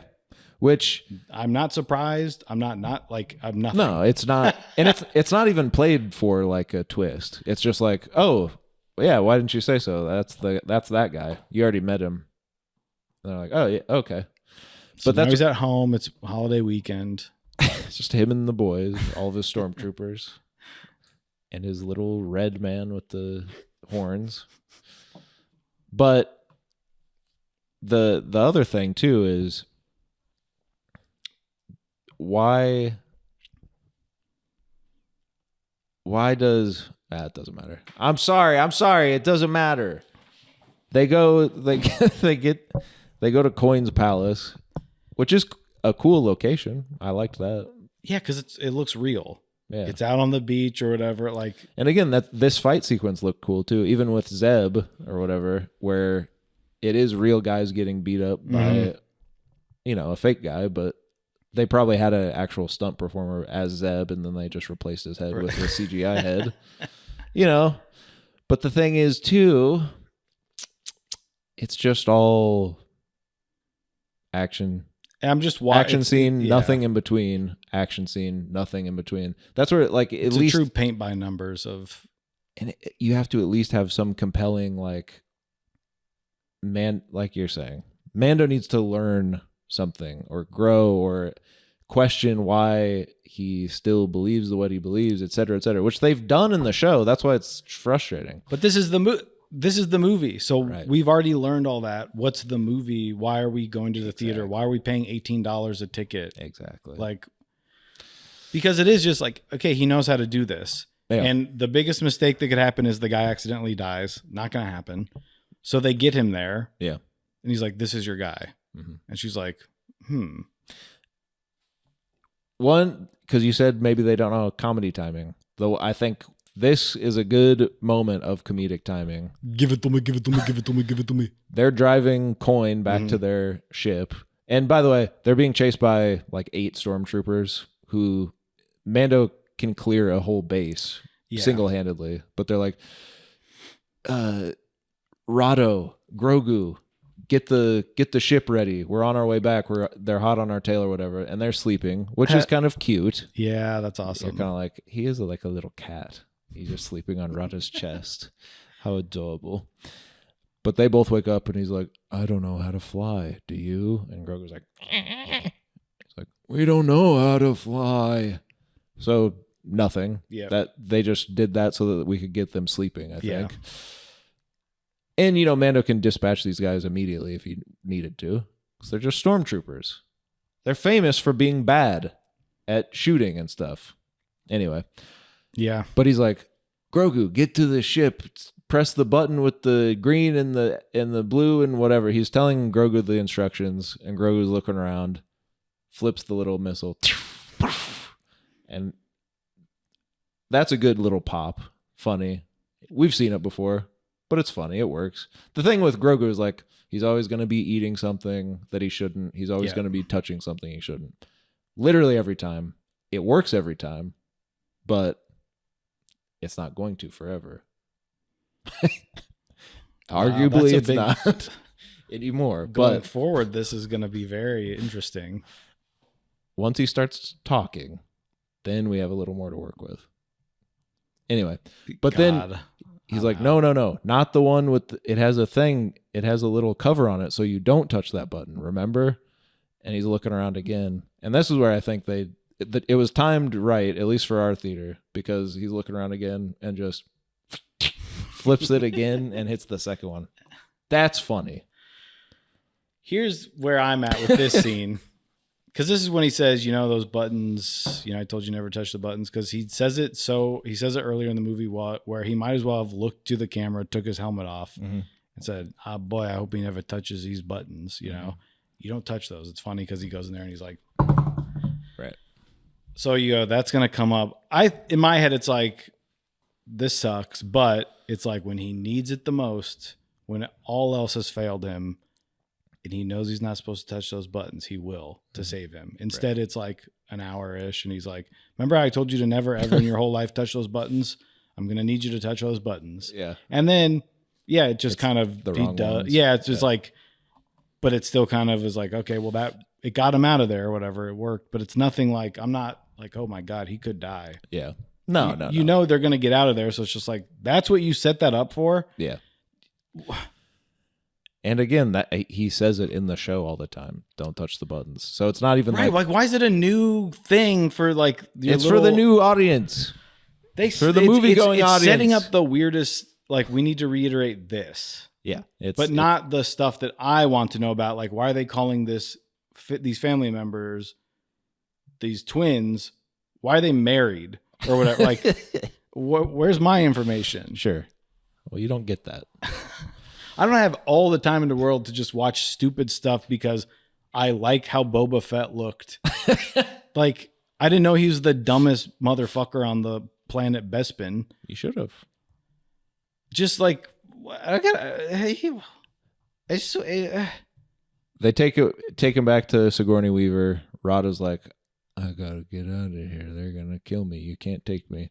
Or no, yeah, he hides Rada. He says, I'm not sure where he is. He's on the beach. Yeah, playing. he hides him. He's on the beach playing. He gets off the ship like somehow, and then he just goes down there. Yeah. Just don't come up here. Like, they don't have any guards or whatever up in their little champagne glasses or whatever. Mm-hmm. No one saw him playing with the I don't know where he is. we wanted him, not the guy. Well, here's the guy. Right. He'll talk. That's where I was like, so she must be in it with the Hutts. There has to be 'Cause some she's stupid? turn. Yeah. I just, Unless they're setting up like the Mando trilogy or something where she is going to be a bigger part. I guess because they're like, well, that's not what we. Because They would give us that information to get this guy. Who do you Who do you want? Right. You wanted that guy. Here he is, and you're like, well, what about the Hutts? Which I get. The Hutts are powerful. You don't want to piss them off, but that's why you don't go into business with the Hutts. Well, also, if you're gonna do that at the end, when you just show up and destroy all of them, yeah. Well, yeah, that's also because she makes such a big deal about that, and I go, okay, well, there are these criminals, like, we need to be on their side because they have ties and they're so dangerous. Yeah. Why didn't you do that 500 years ago? just go. They just go fly in there because they've got one bounty hunter, Right. that is an independent. He's not even. I thought you said you were being an independent contractor. Yeah. But it doesn't sound as if that is what's is going to be going on. And he's like, and she's like, kind of looks at the camera like it's her first time on set. Yeah, she's never been when in you a movie. The second you're done with your line, you look to see if you're done. Yeah, crazy, huh? Why'd they do that? I don't know. It implodes they just Destroys. Okay, well, you're all gone then. Yeah, that's their big. Why would you bring him here? Right. We need actually, but also we'll just do that because we don't have an end to this movie. Yeah. Again, unless they're setting up like in Mando and Grogu 2, Sigourney Weaver's character is like, now my crime syndicate can rule Nal Hutta. She'll say all of it wrong. She'll say Rota. Yeah, that'd be embarrassing. But the movie ends with, I thought this was it. No, it is. I don't think there's going to be a sequel. I'm just saying. I know, but they don't end it as if it is. They just end the movie like that. Well, like that's the adventures of, another one. Well, we know that he's never spent less time with Grogu than in this movie. True. There's no teamwork between them. There's no like we're understanding each other better. Like, I really need you. Of course you get, once we get back there and he's been poisoned, there's I have to save him or whatever. Yeah. And I have to do it on my own. But even that to me plays out like nothing. It's like, here's the montage of what would have been in the show. Yeah. And it's like, at least make me think he might actually die or something. Like, there isn't. No. There isn't. No. You're just waiting around because then it's like, oh, he tries to heal him. I get that like wasn't enough because he needs to eat the tomato paste. Well, the poison's already in him. Right. So he has to go to the villain from Monsters Inc. to like make the paste. Which I kind of liked that guy. I like him too. And somehow he looked better than any other he fake great. thing. He's like rocking and he looked awesome actually. I thought that was really good. We need whatever CGI. The deluxe black series of Jar Jar. We need that of whatever that guy is. Yeah. If only they had like credits for the people that are in this movie. Surely don't have. I can't find any information. Oh, Jeremy Allen White did say there's a little bit of Hutties. He does. My speaking voice changes. It was helpful, of course, to listen to Jabba. You walked in off the street. Yeah, he didn't do any work. But good. He had a lot of work to do to prepare for Bear season 5. So this is kind of an easy paycheck for him. Another thing that we're just gonna run into the ground. They get Rata back. Star Wars: The Swole Republic. We should just start reading Reddit on here. No. I'm sick of all the fucking reviews. That's what we're doing. I mean, like we're reacting on Letterboxd and stuff, where it's like a man will go free Rata from Shikari instead of going to therapy, or whatever. I've been hearing this from everyone. You think you're funny that you are using a meme format for your little review? Fuck you. Did you like it or not? This movie's better than you. Just give it, and it sucks. Yeah.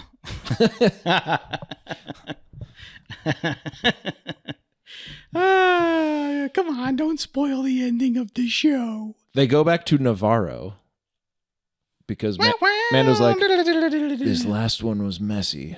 I'm going to need to go home for a while. And she's like, okay. That happens in the movie. So they fly back to his little hut on Navarro, where if you're a fan of the show, you know. Woo! Even before where she's like, you don't get a day. Like, we got to find our guys. Right. He's like, this one hurt. This one got messy. And it really didn't. No, I've seen the TV show where stuff went worse. Yeah. Like a whole town dies or whatever. And Yeah. Carl Weathers is like, oh no. Which that's Navarro. I don't remember what happens to Carl Weathers, but like in your mind, you're kind of like, oh, he's going back to where all of the characters we know live, I think. No, he's like in an RV. Yeah. Which, whatever. Like in the rain. And then they get the Babu Fricks out to help make his Razor Crest faster or something. Can't even do those guys right. So funny in the movie, I think. I should be laughing at the Toy Story 5 trailer more than everything that happens in this whole movie. Yeah. But when Woody's bald, you just can't help it. It comes for everyone. You're like, fuck. Why are you wearing a dress? They showed me too much stuff, by the way. Yeah. Stop showing me every scene in the movie. Yeah. But Long time, cowboy. looks pretty Yeah. Yeah, we'll be reviewing that one too, probably. good. For sure. So, yeah, he goes there. It's raining. The guy with the head is there. What are they called? What do they call those? The guys, they've got kind of the sort of the flat head, the round flat. What do they call those guys? I know they're also bounty hunters, right? The round flat. Yeah, that guy's a bounty hunter. Were they in other stuff? I think he's from Clone Wars or something. Okay. He's a friend of Cad Bane or something like that, who did make the leap from animation to Mando earlier. So now they brought this guy over. I like how he looks. He looks cool. And actually, I thought that was all pretty effective. The rain, like, it was tense when he's in his hut and he's on the ceiling or whatever. And he's like, so then he blows his house up. yeah. Yeah. I mean, that's stupid. But And when it's pouring rain. the little guys are running. Yeah. And that's where I'm like, okay, this is like, And when he explodes him down and misses, and then the guy runs out, it's like scary. Yeah. Because you're like, fuck. It's like there's like a house centipede he tried to like kill, and then it fell. Yeah. And you're like, fuck, go. He's like, Yeah, that all worked pretty well. And it looked good. the little guys get out. Yeah. But that's the thing is like, 'cause it's that dark. CGI sucks in this movie. That CGI sucks in this movie. That CGI in this movie, But when it's dark, that fixes everything. Yeah, it really does. Which I think is why the little the little Monsters Inc. guy later Right. works so He's well. just out by his little fire. And and there's just like one light source, so you're like, well, I can't see how bad the details are. That's what we need more of. But also, it feels cinematic. Mm-hmm. So you're like, well, yeah, it is dark and raining. I don't need to see anything. Yeah. And then they take Mando, and one little Babu Frick gets caught with the little dog gets him. I'm like, And no. he runs back. He's like, they got him. Yeah. Like, fuck. And then they get into a ship shaped like his hat. Which I actually kind of like. I feel like that's... Dave Filoni's hat? The bounty hunter's got a little hat, and they get into a big hat. Which, to me, that is kind of like, I think George would like that. Yeah. He'd be like, well, his ship is his hat. That's one where he's...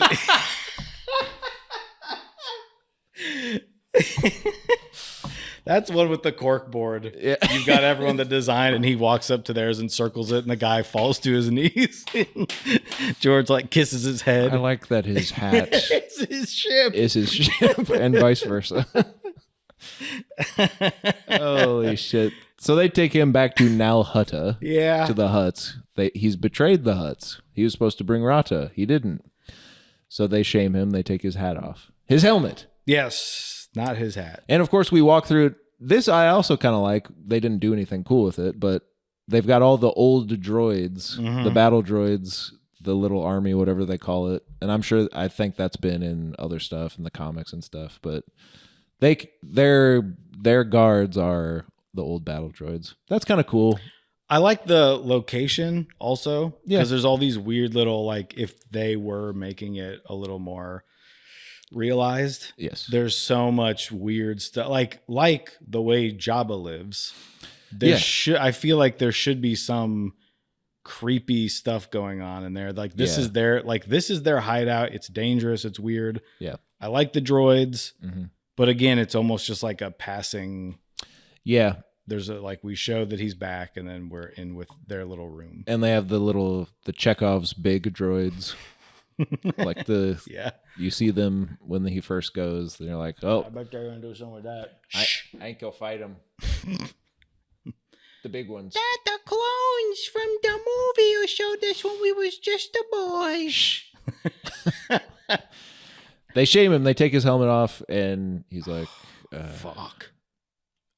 Now I have to kill you or whatever. Because if your enemy sees you without your helmet, No one's ever supposed to see without your helmet. especially an enemy, Right. And now that they have, you must die. one or the other has to die, basically. So we finally get Pedro on set. We put him in. And we make him get wet. In a We nasty drop suit, him in. The worst thing you could do to a person. Drop him in the water tank. Now, this scene, I also found pretty effective as far as one of the big set pieces. Water stuff is intrinsically you're slower. Yeah. Everything's a little scary. They have those little guys, the first guys he fights with the big head. They've been in other Star Wars stuff. I don't remember. Yeah. Anything that crests out of the water and goes, you're like, oh. And then there's one shot where he's killed a couple of them, and it's like a wider shot, and the water is doing a pattern around him. I was like, fuck, that's cool. But then he gets his helmet back on, I think, because they're like, here. They throw his helmet to him for some reason. I don't know why they give his helmet back. Because I was like, well, now at least he's got to be in the rest of the movie, right? They're not going to. Well, they throw it down. I think is that when it gets stuck in the crevasse. Yeah. So it's he's got to get to it. Yeah. It's like a video game scene. Yeah. Well, the whole movie is a video game. Yeah. It's a huge problem. Yeah. So he's trying to get it, and then he turns around. There's a big white dragon. Snake. Yeah. Johnny Flesh comes out. Yeah. He's like, that's how you know those Jawas are sick. that's a nasty ass little snake. And he's not little. No, He quite is big. nasty. Sorry. Excuse me. But You're I thought excused. that looked really good. The CGI of that guy was yeah. They used all their money on that sequence, I think, because they're like, well, Pedro's going to be in it. Right. He can use it for his reel. I need that snake to look really fleshy, guys. That was a scary snake. Yeah, and it's one where you are sort of like, well, what do you do in this situation? Yeah. And then he's got the whatever that as it goes, he kind of slits it across the side. Yeah. And you're like, oh, got him. And then he's got to get on it and jump on it from the back, and that's fun. And it is very video game-esque. Yeah. But for stuff like that, I don't care. It's more of the story shouldn't be you have to get from A to B to C. Yeah. You will fight 18,000 people each time, and I don't know. It's funny that you have to give him they took his helmet, the ultimate sin, but you have to give it back. It's well, this is all going to be, we can't see you doing this. Right. Yeah. Yeah. He's like, you're gonna have to be on set a bunch of more days, and we can't just animate the whole thing. So he's fighting that guy, and then of course the Babu Fricks and Grogu, And they're coming up through the woods. This is where it's fun. I'm loving this. This is where I was on my bladder's doing the Titanic, where it's going over the walls and it's gonna come out regardless. But I see them hopping through the woods, and they're trying to get up there, and it's the camera's kind of following them, like Frank Oz is on set. Yeah. Okay, It was definitely this is this whole arc in the show. Yes. Were it not this movie, Yes. this is awesome. Yeah. That's why those little guys were in there too. Like there was going to be more stuff, and it can't just be him. Right. He's got to be with the 4 guys that look the same. Well, and they need a ship. Mm-hmm. And I didn't know that they had a tiny ship. That's cool. And did their friend get out at this point? Because the dog's slobbering on it. Oh, he yeah. kind of scuttles away. Yeah. Din gets him. So he gets out and he's like, He's inside. Yeah, he escaped. yeah, nice. But I also like even the way their ship flies Yeah. looks like a puppet. Like when it lands, it's kind of like that looked real. I think Yeah. they just built that ship and it kind of wobbles in a way that it's like, well, that's not how any other spaceship works in Star Wars. But it felt like it. Yeah, it's in a physical, but it's just it's couched in so much where it's like that feels inspired or something. I like that they have a tiny ship. Why would they have a big one? Right. And I liked when Grogu was doing his version of Mando getting all of his gear, but it's just little puppet hands putting his little. Because you feel, and then he's like still like trying to climb up the hill, but he's got his little chest shield plate, on. Yeah. But then another good comedy moment, he gets all kitted out, and then just the awkward flight for a little bit where he's bigger than them sitting in their ship. That's funny. That's what I thought. I was going to at least get a half good movie. Like I thought I'm gonna get him doing that shit. Yeah, that's funny. But they land. And then another great moment. The guy's like, He didn't hear. They got him in here. and they're going through, and then they find the pipe, and they track out. Now, unfortunately, they don't have enough pipe for this to be effective. Yeah. Because they're stupid. I don't know what you can't. All this other CGI, you can't make that pipe longer. But it is funny because then Babu Frick goes, "Big pipe." Yeah. That's where I was like, what is going on? I want that. I want the whole movie to be them. Right. That's why I'm like, you're like, I'm so out of that mode. Yeah. That when it happens, I'm like, because we're doing this other shit for so long, and he's like, big pipe. Huge. Crazy. Probably the biggest laugh of the movie in a packed theater. So funny. But that's like, to me, that's what the whole thing should be. Yeah. Like the idea that they start like as the West, like it should be fun. Yeah. And they're trying to somehow give gravitas to a guy who is not like his character is user. Like when you just start up a game and you just say default. Yeah. Yeah. That's who you're working with. Yeah. You're trying to give it this big storyline where it's like they're going to kill Jabba the Hutt's son. Right. We're still worried about that. Mm-hmm. But why can't he be doing some crazy stuff? And then you go back to them. He's like, big pipe. Yeah. And he's running like, then, Grogu's got to run through there with his little, and he's like, nah. And you cut back and then you go back to him. He's like, nah, do stuff, guys. Yeah. Do stuff. You got these. I know they're having fun with the little Babu on set of the other movie that sucks. That movie sucks shit. Do something. Yeah. And then, so then Din, Mando, sees the little light, sees Grogu in the little pipe, and he puts the charge. You gotta blow it up. Blows it up, and then also fun to see them on a little slide. Yeah. That's Going out, it's like their point of view into the water.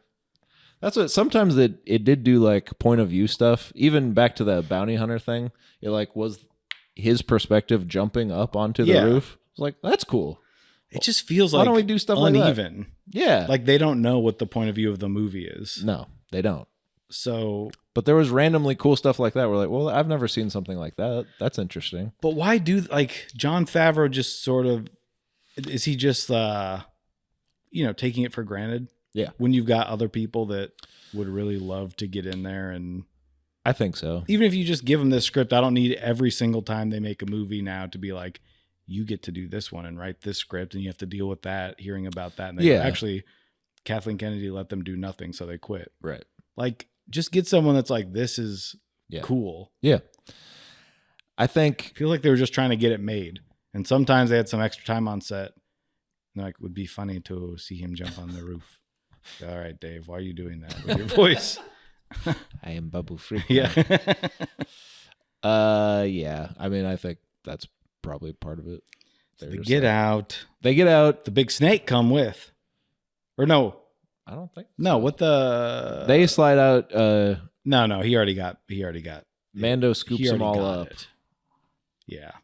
Mando got bit. He got bit inside. And one of the Jawas is like, you may heal, but poison kill you. Or Yeah, whatever. he's like, you may escape, but the poison is already inside of you, and then now it is too late for you. So no matter what happens, you will die because of the poison of this snake that bit you. Yeah. You go, okay. So he scoops all the little kids up and is running through the woods. We'll see. The Fricks get on the ship. Grogu, he's like, you have to go. The fricks get on the ship. And Grogu's like, you know he's not going to, of course. Here's what pisses me off about this, by the way. Oh! Yeah. Tell me. The Mandalorian man, Din Djarin. Djarin. He's, in his mind at this point, he's going to die. Yes. He feels it, you know. Yes. He's kind of stumbling. He can't carry them. I can't carry you, but I can carry you. You know, and so he's like, go with them. Like, I'm gonna die. And then this is your last. This is we've watched you for 5-6 years or whatever. Mm-hmm. The Mandalorian and his Grogu. Mm-hmm. We've seen you take this unwitting. I don't want a boy. Right. Now you have a boy, and he's your boy. Mm-hmm. You see them grow together. And this is it. Yeah. You think you're going to die and leave your son. You're Clint Eastwood. Mm-hmm. This is, I don't know, like Mickey Rooney or something. Okay. And then go with him, and then they fly away. You think, I mean, no one thinks that. But he thinks that because he's stupid. Sure. And he's like, bye, buddy. Or he's just like, see ya, kid. Yeah.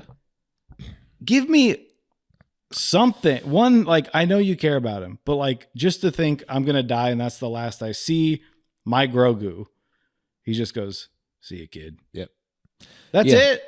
Which is. So then he comes back and like risks his life to bring you back. Yeah. And all you gave him was like them's the breaks, you know? Well, so that's the moment where, yes, we needed something else from even, but here's the thing. It's the fucking helmet. Because even a look, because I think in that, because the other times Pedro has had his hat off. And by the way, he's in Last of Us where he has a kid, an adopted kid. And it's some of the most. Heard about this. Oh, you haven't watched it? No, I haven't. I didn't watch season 2. Okay. Sorry. Oh, I'm just saying it's some of the most moving stuff is when they're just like together and he's just looking at her, you know, like a loving father. You're like, fuck. I hope nothing bad happens. To his daughter. That's because that's acting, baby. That's what I mean. So if he at that moment, if Wolverine had a helmet on at the end of Logan, he's like, this is what it feels like. Mm-hmm. But you're seeing him like see his life. Yeah, his entire life flashed before his eyes. Uh-huh. I just was like, man, I know. And it's like, well, you never know. And it's even in an Indiana Jones, you know, it's like he could die at any second. It's not like he's always like, I love you. Yeah. I just want you to know, like, but he's not that. Knows. He's not like, yeah. It's not that world. It's like, this is it. Yeah. I'm just going to lay down and die. Or he's like, he doesn't know, but it's like, why are you doing this where the character doesn't understand the implications of this? It's the movie. Well, shouldn't he should be dying or something? Again, $18 ticket, $10 popcorn. Benefit of the doubt, a little grace to the film. He knows he's going to die. He doesn't want to betray that he knows that to the kid. He's seeing them to safety. I know, but he doesn't even give him like as his last act. Get down and like grab his little shoulders and do like a. But then he would be able to know what's happening. He wants him off the planet. But then when he leaves, he doesn't go, I love you, Grogu. I hope you know that. You know, wherever you land. No, he just runs through the woods and like the music turns scary and he's killing all those droids. That sequence was kind of cool. Yeah, but then again, like now I'm the nostalgia shill because I've got the droid head fever. Yeah. But I'm like, that's because that's good. But that's why I like Star Wars, I guess. I don't like get the droids out there in their little weird makeshift outfits. Yeah. And he's killing. He takes the guy's thing and uses it against them. Yeah. But even just the way it was, like the music was like just like one note or something. It was like just like a drone. As he's dying. He knows he's dying, but he's just gonna take out as many as he can. But can't you do like a Lord of the Rings or so, like where it's like it's so painful for him? No, because you can't see like, his fucking face. It's like slow motion where it's like they get him down again. He's just like because he doesn't even make noises. No, you should hear him at least going like like Logan. I know. Because it's like you're hot in there. Yeah, you're dying. Yeah. Like even when he's not dying, sure, there should be like a something. I know they have to get him in there to do that. Yeah, they're like, oh, we forgot to have him breathe. You're just like, ouch. Bye, kid. Yeah. So he goes and then he faints. He finally gives in, and then you hear little bugs crawling all over him. You're like, huh, is the Force going to heal him? Or are they coming out to consume their prey? Or are we setting up the obvious reveal of Grogu still here and he's going to eat the bug? Yep. Yeah, he did that. And then he heals the wound, which we know he can do from season 1 of Mandalorian. He heals people, but he doesn't know the poison's already in him. So that's actually and that's why we needed them to tell us. Right. Because you'd go, well, of course he's healed him. Why is he not okay? Right. And also he got from like wherever the ship was he was supposed to get on to somehow to wherever this guy ran to. Yeah.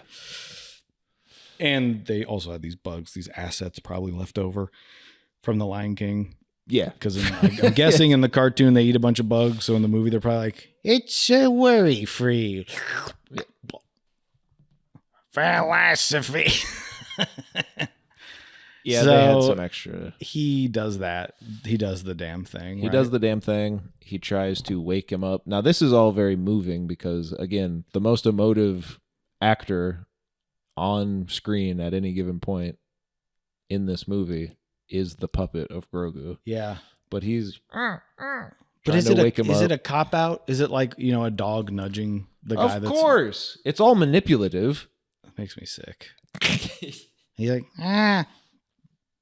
Mando, say something, dude. I know y'all can talk when you get a little older. Yeah. I know in roughly 850 years, you go from baby to what could be a Jedi Master, and you're old. Mm-hmm. You're old at 900, but you're young. You're a baby at 50. Yeah. I don't know. He's like 5, I think, is the... he should be talking then. Yeah, but different species... So he's like 5, but he's 50. He's 50 basic years or whatever. Doesn't he go? But that's like, so, okay, 18 like years from now, he's old. Well, it 18 does.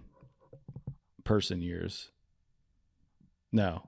850 would be his. He'd be turning 18 when he's 900. No. Yeah. If he's about 50 now and he's old at 900. I think it's like, what is it, cat years, where it's like the first year is their right, like cat to human years, like the first year it's like 12 years. Yeah, and then after that it's like 4. Yeah, or something.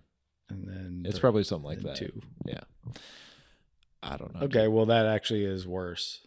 I don't know. All I know for sure is he shakes him. There's a lot of time between now and the future of Star Wars that we're going to have to deal with what to do with Grogu. Yeah. Well, we can't just let him. There's a boardroom of people.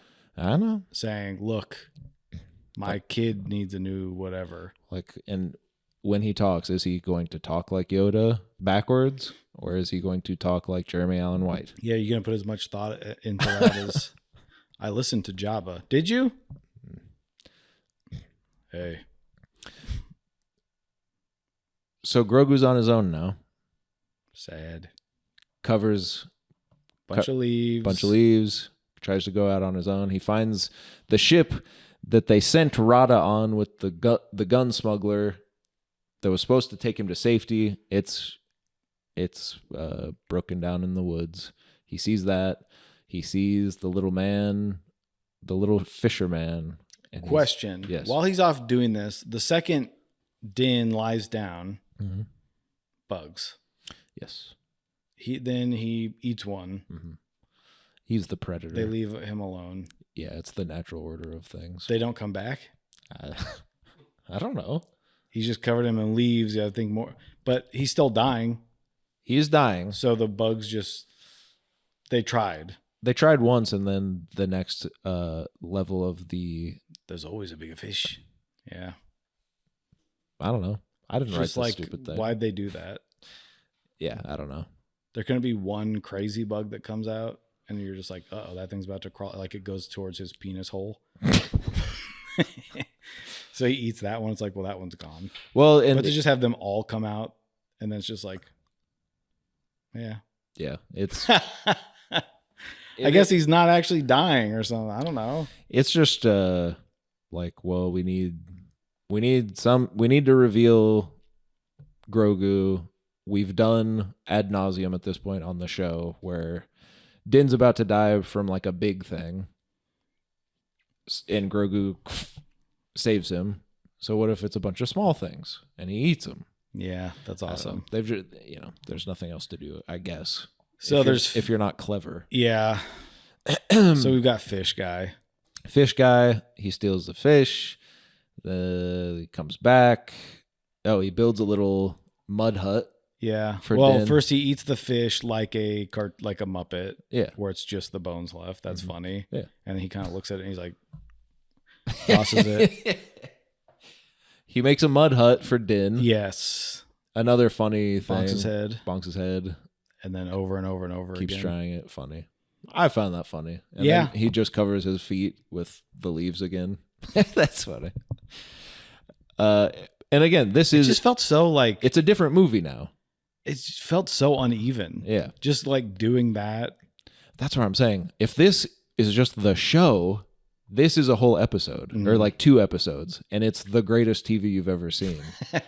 Because it is what we love about Star Wars is like the meeting of how we used to do it and the new way of like the old tech and the new, the puppets, the guys in masks, the miniatures, plus technological advances that were literally invented to make Star Wars happen. It's like the perfect filmmaking thing. And that's what this is, where it's like, yeah, it's puppets. It's puppets, but it looks real. And somehow it does look the most cinematic of the whole movie when he's walking through like the fireflies or in the little... Yeah, and he gets a stick. He gets a Yoda stick. A Yoda stick. He makes Yoda's hut from Dagobah. And it's like, yeah, why not? And, people say fan service, but I feel like... I don't think so. The movie's called The Mandalorian and Grogu. Yeah. When I feel like he's just kind of like, oh, I got it. Hey, could you hit that button?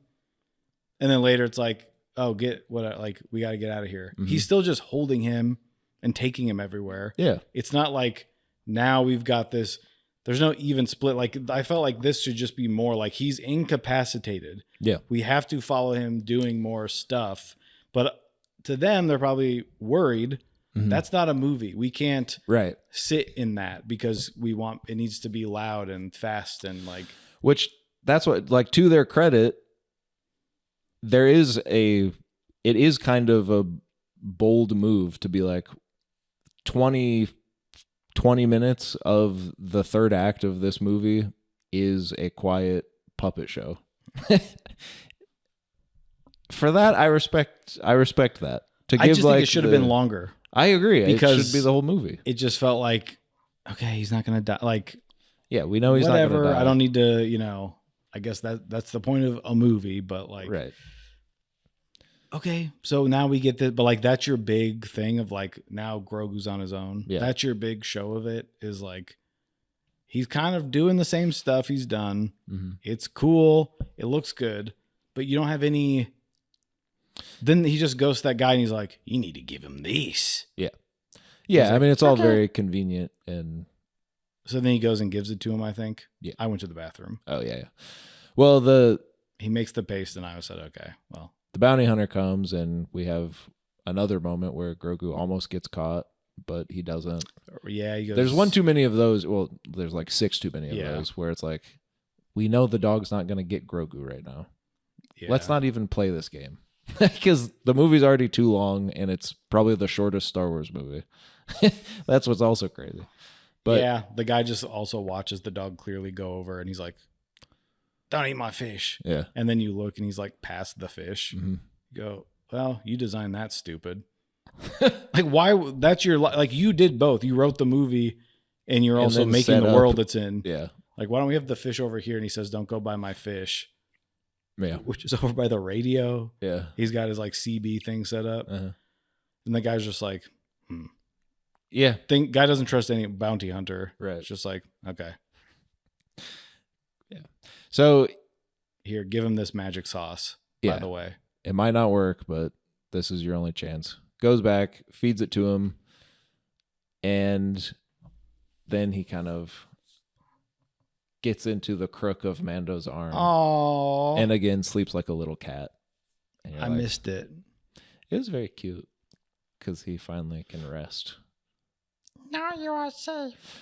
Then he wakes up. He's alone in his little hut. Did you see this part? This is what I pisses. had to pee. This is what pisses me off because either earlier we should have had Mando take his helmet off or do something where he's like, "Bye, buddy. This is it for me," or say something. Yeah.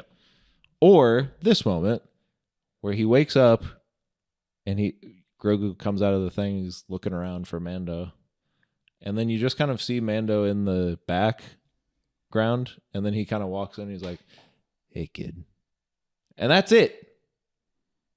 Like, he doesn't say thanks for saving me. He doesn't really say anything at all. He's like, "The way I see it." Well, then they go, yeah. He doesn't say anything at that moment. You got to say something. You got to say thanks. Oh no! Here's what he says. Thank you for saving me. No, here's what he says, which, like, I think they think is profound, but it's just stupid because you've done nothing to earn it. He's like, "The old take care of the young, and then the young take care of the old. This is the way." Like, oh, this was a big Mandalorian lesson. No, you got bit because you suck. And you were lucky. You're lucky that this kid loves you enough to come back and. But that's what. You gotta. They saw that like meme online that's like, when you're young, Yeah. your parents carry you. When they're old, you carry them or whatever. Yeah. And John's like, fuck. I mean, I'm crying. I wondered because I came back in and he was up and fighting and I go, okay. Yeah. This is his character is nothing to me. Yeah. He has no past. There seems to be, all he's doing is like the next job. Mm-hmm. It's just like, how do I make money or something? But Like, he doesn't not even really. need it. Yeah, he doesn't. But need it's just money. like, this is the way, like whatever. But it's like, you're still you're just like doing stuff for bounty. Yeah. And then there's this stuff where I'm like, why Yeah. is this who we're following? Why not someone that cares they've got this little fucker with them? Mhm. I don't care about the man. I don't know who he is. Yeah. I don't care. So then Oh, he almost died. Grogu shows him Ah, the ship. ah. They get on the ship. It looks like it's completely destroyed, but again, here's also he goes in and he fights and kills a couple more of those little water guys. Oh, hell yeah. And you're like, we're going back to fighting already? Like, he almost just died. They didn't have a moment. And we're back immediately to him taking guys out again. It's just, that's boring. Yeah. But he kind of gets the ship started and he's like, all right. Because then he does. Well, that would be cool if he did die then. I mean, it That'd would be be. fun. Yeah.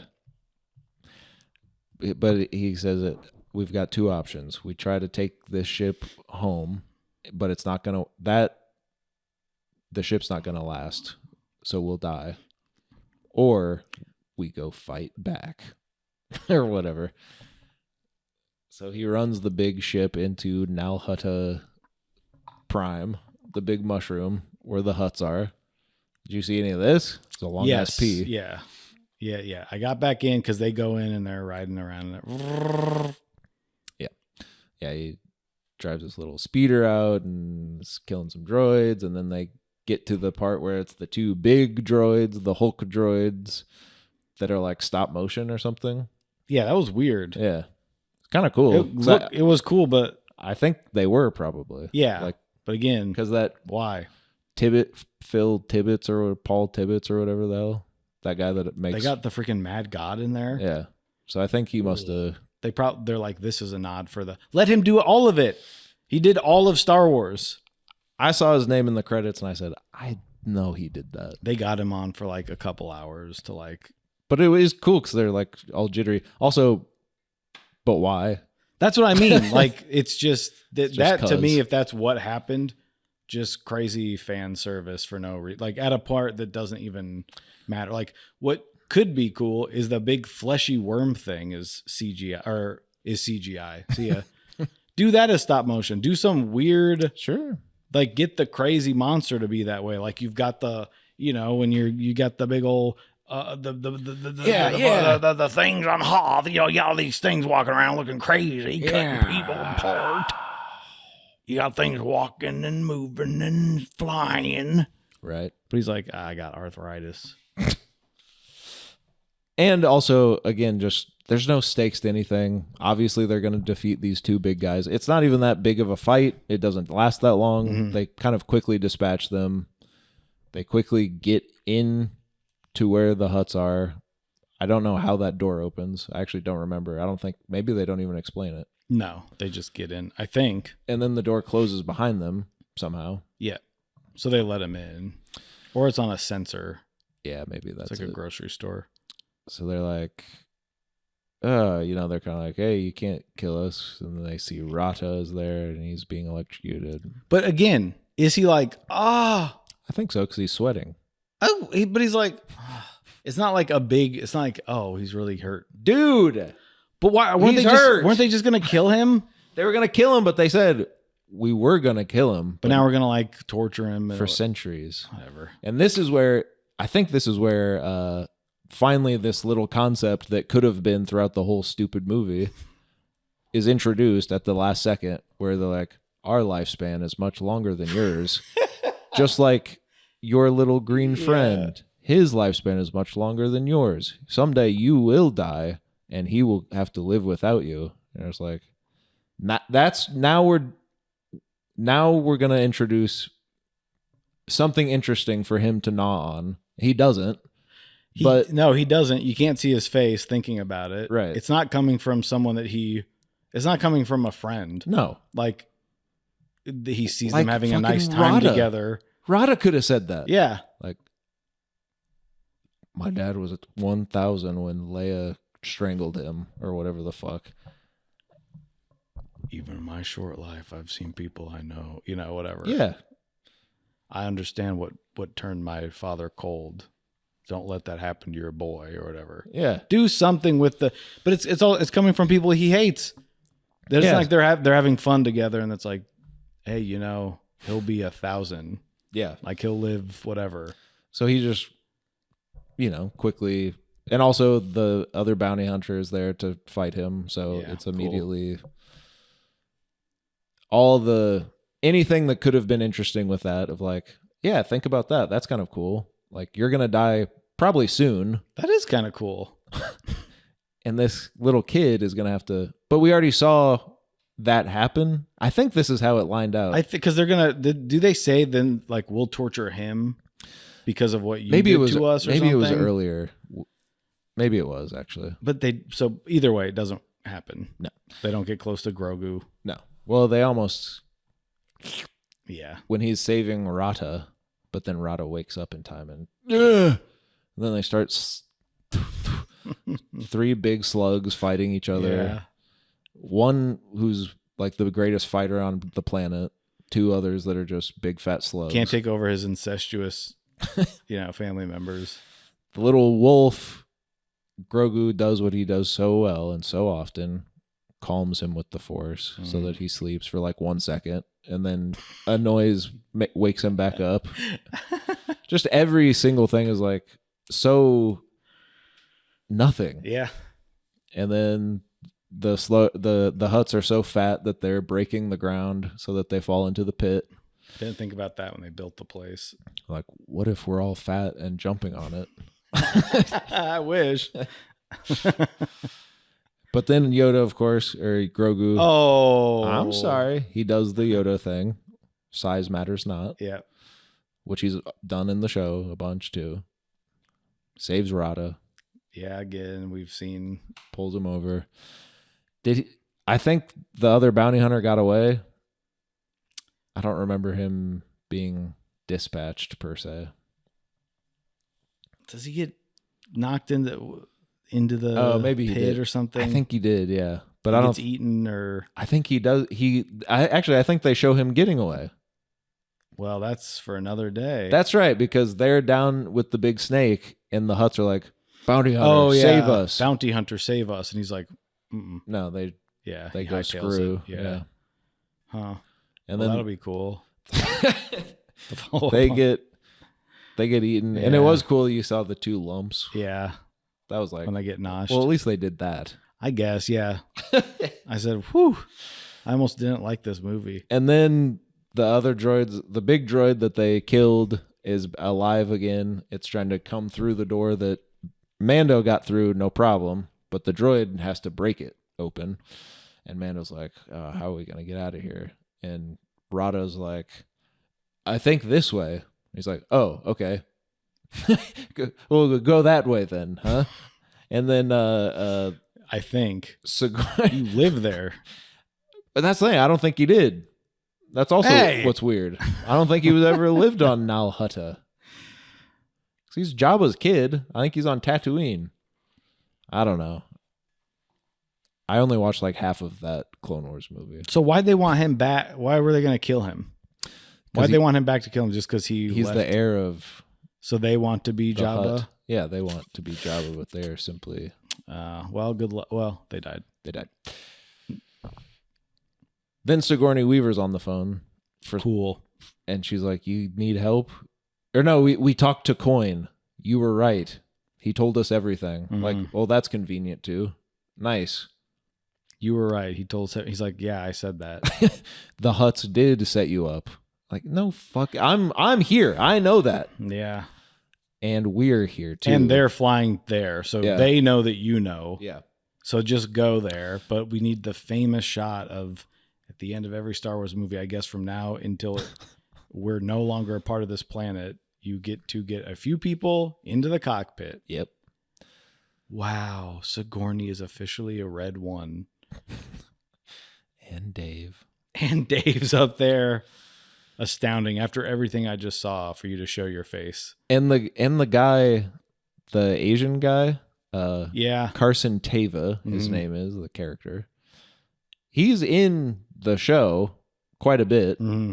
That's why I don't know why they don't, like, he could have just been the other guy. I don't know. We don't, it doesn't matter. Anyway. Instead of like, we get like his CGI friend helping. Yeah. Who like, doesn't do anything. Also. No, that could have been anyone. He shows up the most, because he's animated too, the most guy in a video game. Yeah. It's just like, you're right on time and you're late for dinner. It's like, thanks took you long enough. Or they do like the worst type of jokes in the world. It's and something that we so hacky have not established with these two guys, like that they don't joke.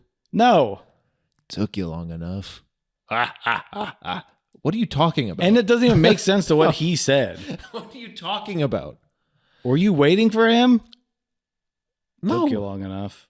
It's like, dude, you're being paid so much to be like, we are the best writers on the planet. It just makes you sick. But Sigourney Weaver's like, what do you need? How can we help? And he's like, bomb the whole place. And she's like, okay. Well, she goes, I can't give that order. because you're inside. Right. Bomb my location. We'll be out before. She goes, oh, okay. There's one dead sentence of, I can't do that. Why do you care? And also, do you guys hang out? And also, why you shouldn't bomb it because it's bad for the galaxy or whatever, right? There's no discussion of, from what we talked about earlier, this idea of like, we need them and their information. Yeah. So then his idea for extraction to just get them out of there is kill all these people. Yeah. I don't know. And then just because of like, it's a movie instead of getting out, I don't know, just all of it feels so contrived where they're like, it's a long jump. I don't want to jump, just so that they get exploded out instead of, which I don't know, like stuff like that happens in the Mission Impossible movies and stuff, but it doesn't bother me. But so much of it is pacing, and it's like they've somehow gotten them to this domino effect point where it's like they get to this place where they didn't realize, and then right as it's about to blow up or something. Yes. Or it's like the bridge in Indiana Jones. Like there's something, not just like, why didn't you just have them blow it up sooner instead of, I can't jump down there. You're making the goddamn thing. Do what you like, just have it do something or get him. I thought it was going to be something like, because he says, bomb my location. And she's like, I can't do that. And he's like, trust me. And then we find out somehow his tracker thing. Yes. He's placed somewhere else. And it's like cleverly placed to where they are. Right. And it collapses in on the fucking monster or something, whatever. Yeah. I didn't know it was like your location, which is it's the place. Yeah. The whole mushroom. So you could just do that, not say like, I'm inside. Yeah. I'll get out. Right. Yeah. They know where they know what it is. It's in a like huge building, and it's like, go for me. Yeah. Or not just blow up the building. Blow up the big one from the top so I can get out. Yeah. Like, yeah, I don't know. But they do all of the like the tropey things where you're like, okay, that'll set up, and then they don't do it. Yeah. Which is, I can't imagine it's by design, but like as a like almost joke, it's funny where it's like it's like a subversion of your expectation in a way that's so.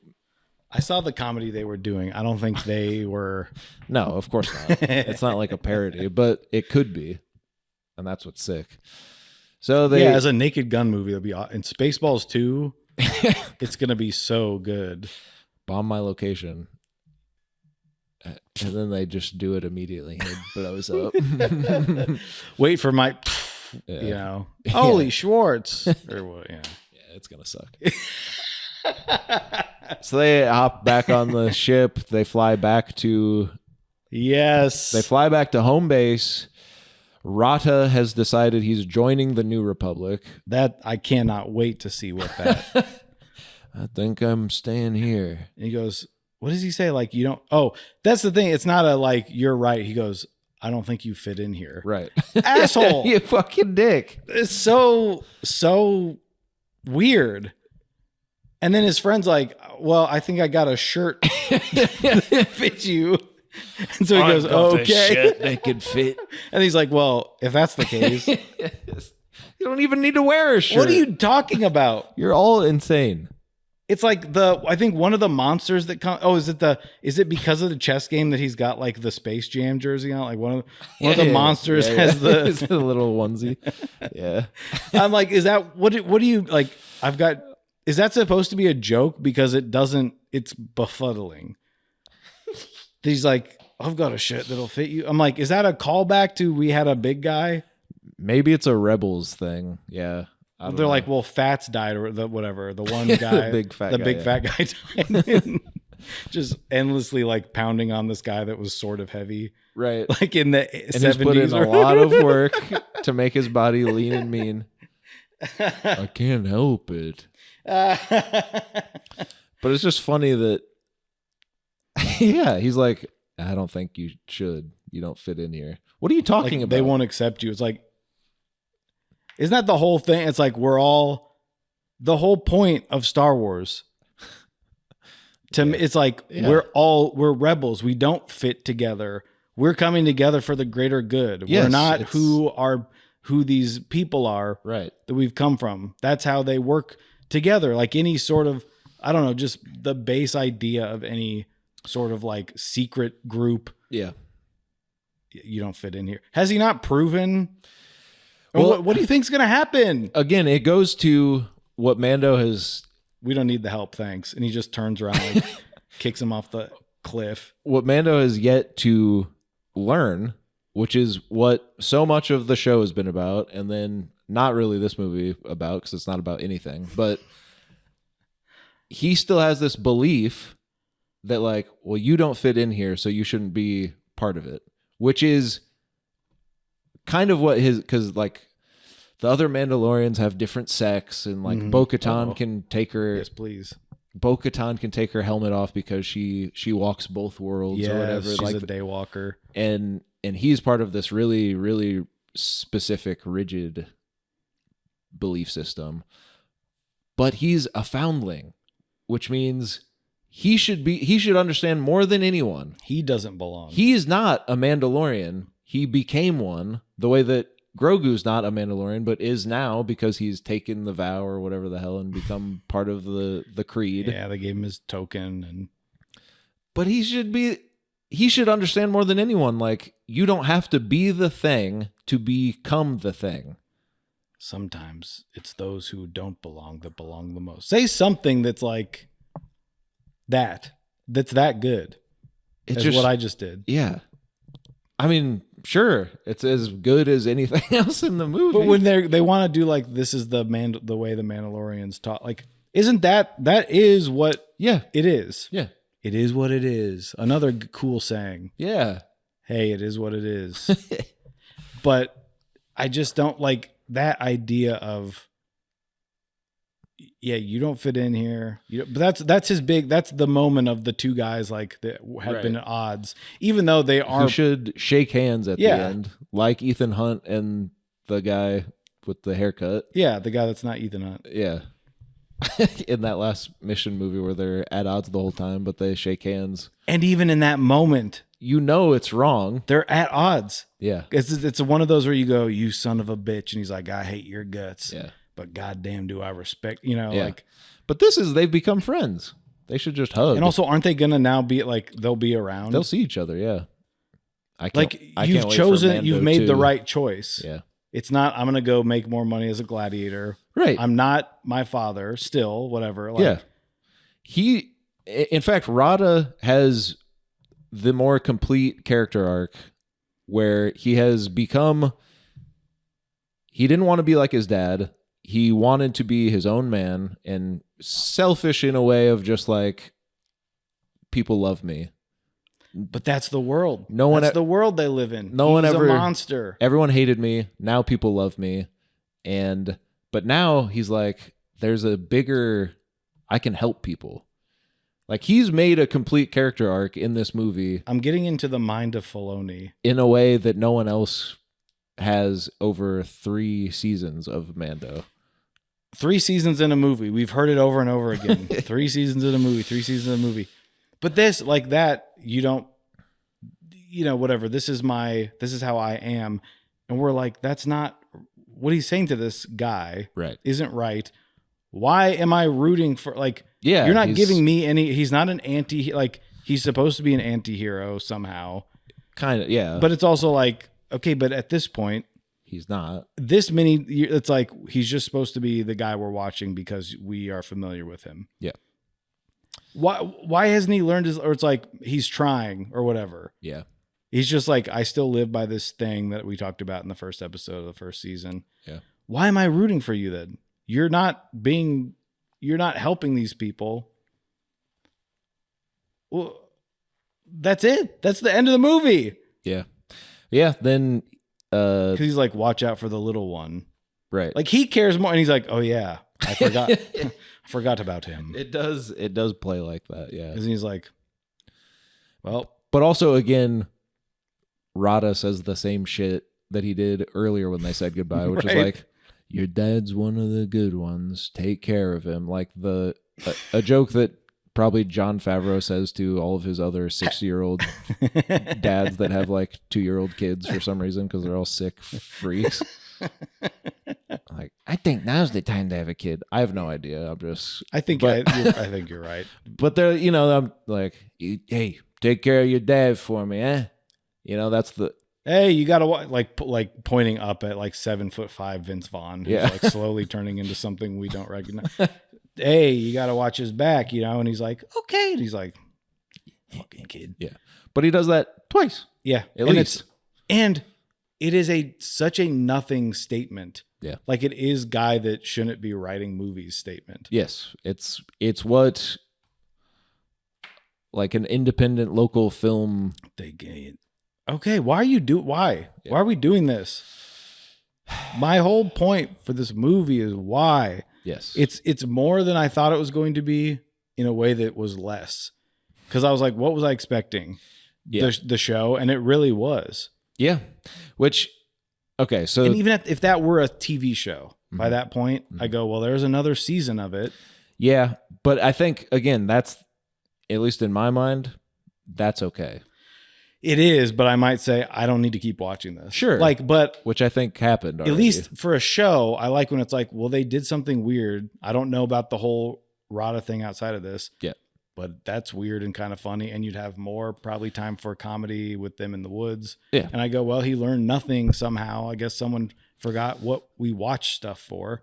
Yeah. But I got to see some different stuff. Yes. And I think in the context of a TV show, especially this one, each episode is kind of like, because the big thing too is like, oh, Bryce Dallas Howard is directing this episode, and Peyton Reed's directing this. Taika Waititi has this episode. So you're seeing different versions of Star Wars and like different genres of Star Wars told by different storytellers, and that's kind of also the cool part of it. Yeah, where it's like, oh, this week is like a little Native American village that he has to help and whatever, where like to your point, this would have worked better if he had to go to Chicago and save a boxer. We haven't really seen that. Right. and it happens to be Jabba's son. That's kind of weird, but it's just a TV show. I don't give a shit. Yeah, it's cool. I'm in my house, I'm like yeah. And then and then by the end, because it is kind of like the old A-Team or MacGyver or something, where it's like, this guy does this job, they come across a problem, they do it, they're the same every single time. They're not changing. That's the point of TV, is like, I want Becker to be Becker. Yes. I don't need a character arc for Becker. No. So that's why it works as TV. But when you put it into a movie, it don't work because... And sometimes Woody Harrelson.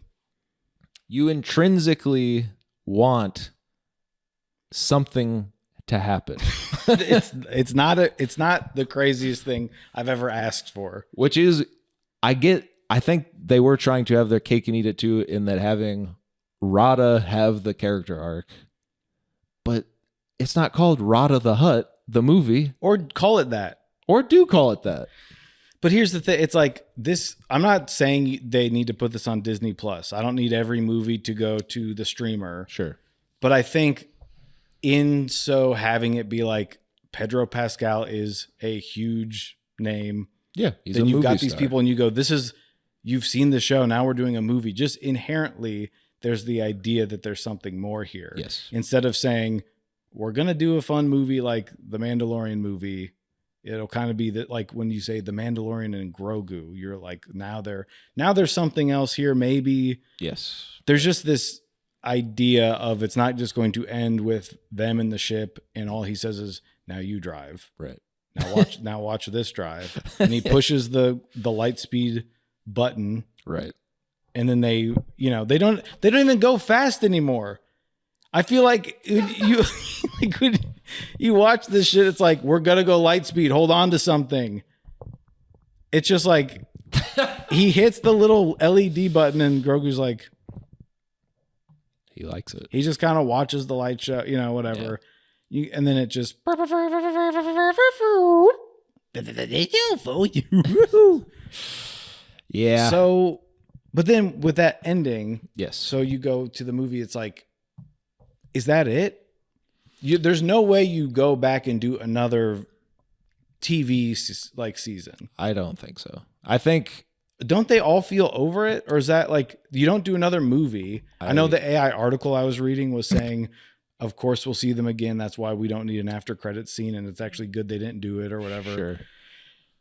But I think what is like, there's nothing. It's not the end of their story. No. It's not like, and the adventures continue in a way that you're like, that's awesome. They're out there somewhere in the galaxy.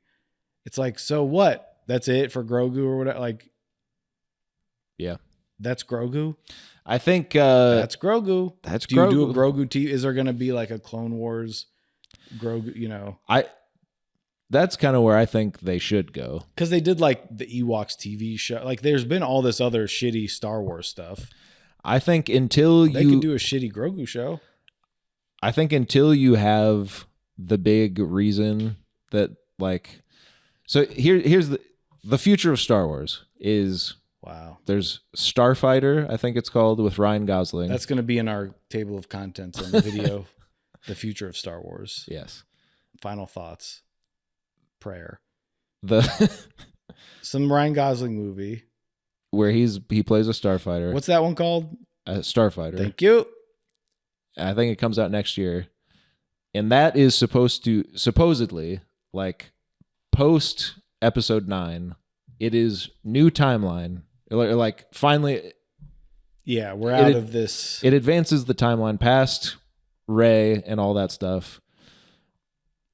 There are theories that Rey will show up, but because they're trying to get Rey back into the mix, but no one, they keep saying that they have a Yeah. script, and then they're saying like, well, actually we don't. So that's the only thing I think we have confirmed, that and Ahsoka season 2.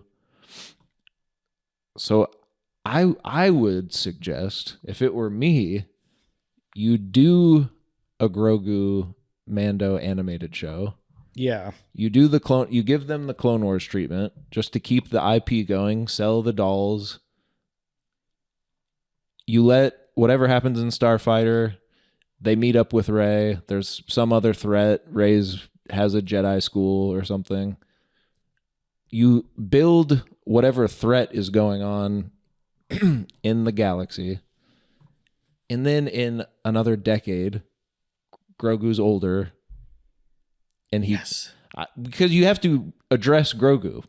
Right. You have to bring him back. You can't, he's an important piece of the Star Wars puzzle now. Yeah. Now he's where that's like, so this is between whatever, 4 and, well, it's between 3 and 4. No, What? it's, hold on, shut up. It's between 6 and 7, right? Yeah. So it's after it's after Jedi, Return Jedi. of Oh, it's the after Jedi. Jedi. It's after Return of Jedi. Yeah. We've seen the Battle of Yavin. Yes. We've seen them do their dance. Sidious Right. has fallen. So Vader's gone. where's he been? That's what I mean. You know, he's pooting around out there, but you know, we never see him with Rey and the gang. Right. He's just a guy now. And we know, I mean, you don't have to do this, but in Rise of Skywalker, when all the ships from the galaxy come to help destroy all the Star Destroyers or whatever, do you Yeah. remember that iconic scene? Yes. The Razor Crest is in there. Mando's ship. How'd they know? So How'd they do that? it's crazy, right? How'd they know? Because it was on TV at the time. We're gonna do a shit. We're gonna have that be in there. He shows up. Wait, he shows up. But would he be dead? Apparently not. The Mandalorian? I mean, they could also just say like, "Oh, that was just another guy." How long ago did that happen? But how long between? Well, this is between 6 and 7, Right. and 7 to 8 to 9 is like 3 years or 4 or 5 years. So he'd be like, But how much time is between 6 and 7? Oh my god. I don't know. I think like however long the movies were apart. Because Like Harrison is old. 30 They're years. all old now.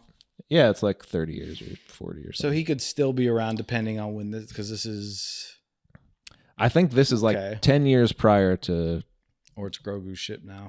The Force Awakens, or it's Grogu's ship now. From my master, I once learned, this is my ship I have earned. The old. Like Wait. that's great. Everyone fire at Palpatine again. Take He's care very- of old, the young do. I don't need to see him anywhere. And it all ties back, and you actually cry now when you Wow. rewatch Mando and Grogu. And I'm saying in 15 years when he finally repeats the line that Mando tells him after he In 15 years when you're watching with your grandson. like, these used to mean something. I'm like, what? But no, I think that's what you do. You put a little animated show, even hand drawn. We don't need the CGI animation. I don't. Never gonna happen. No, It's like the NASA thing where they're like, we forgot. Like they lost the technology to do it or whatever. yeah. And you're like, what are you talking about? I don't trust you. I know we didn't go. Or even just do like little one-off, like Mm. little special 30-minute specials or something. Give us a little Mando and Grogu. Fine. Keep it alive. That's fine. But you get Starfighter. I think that's going to be good. Ryan Gosling also with a kid. Yeah. I think is the log line. It's like he finds Okay. an errant child that he has to take care of. All right. So it's every other piece of media that has come out in the last decade. They don't know why they're doing this anymore. But I think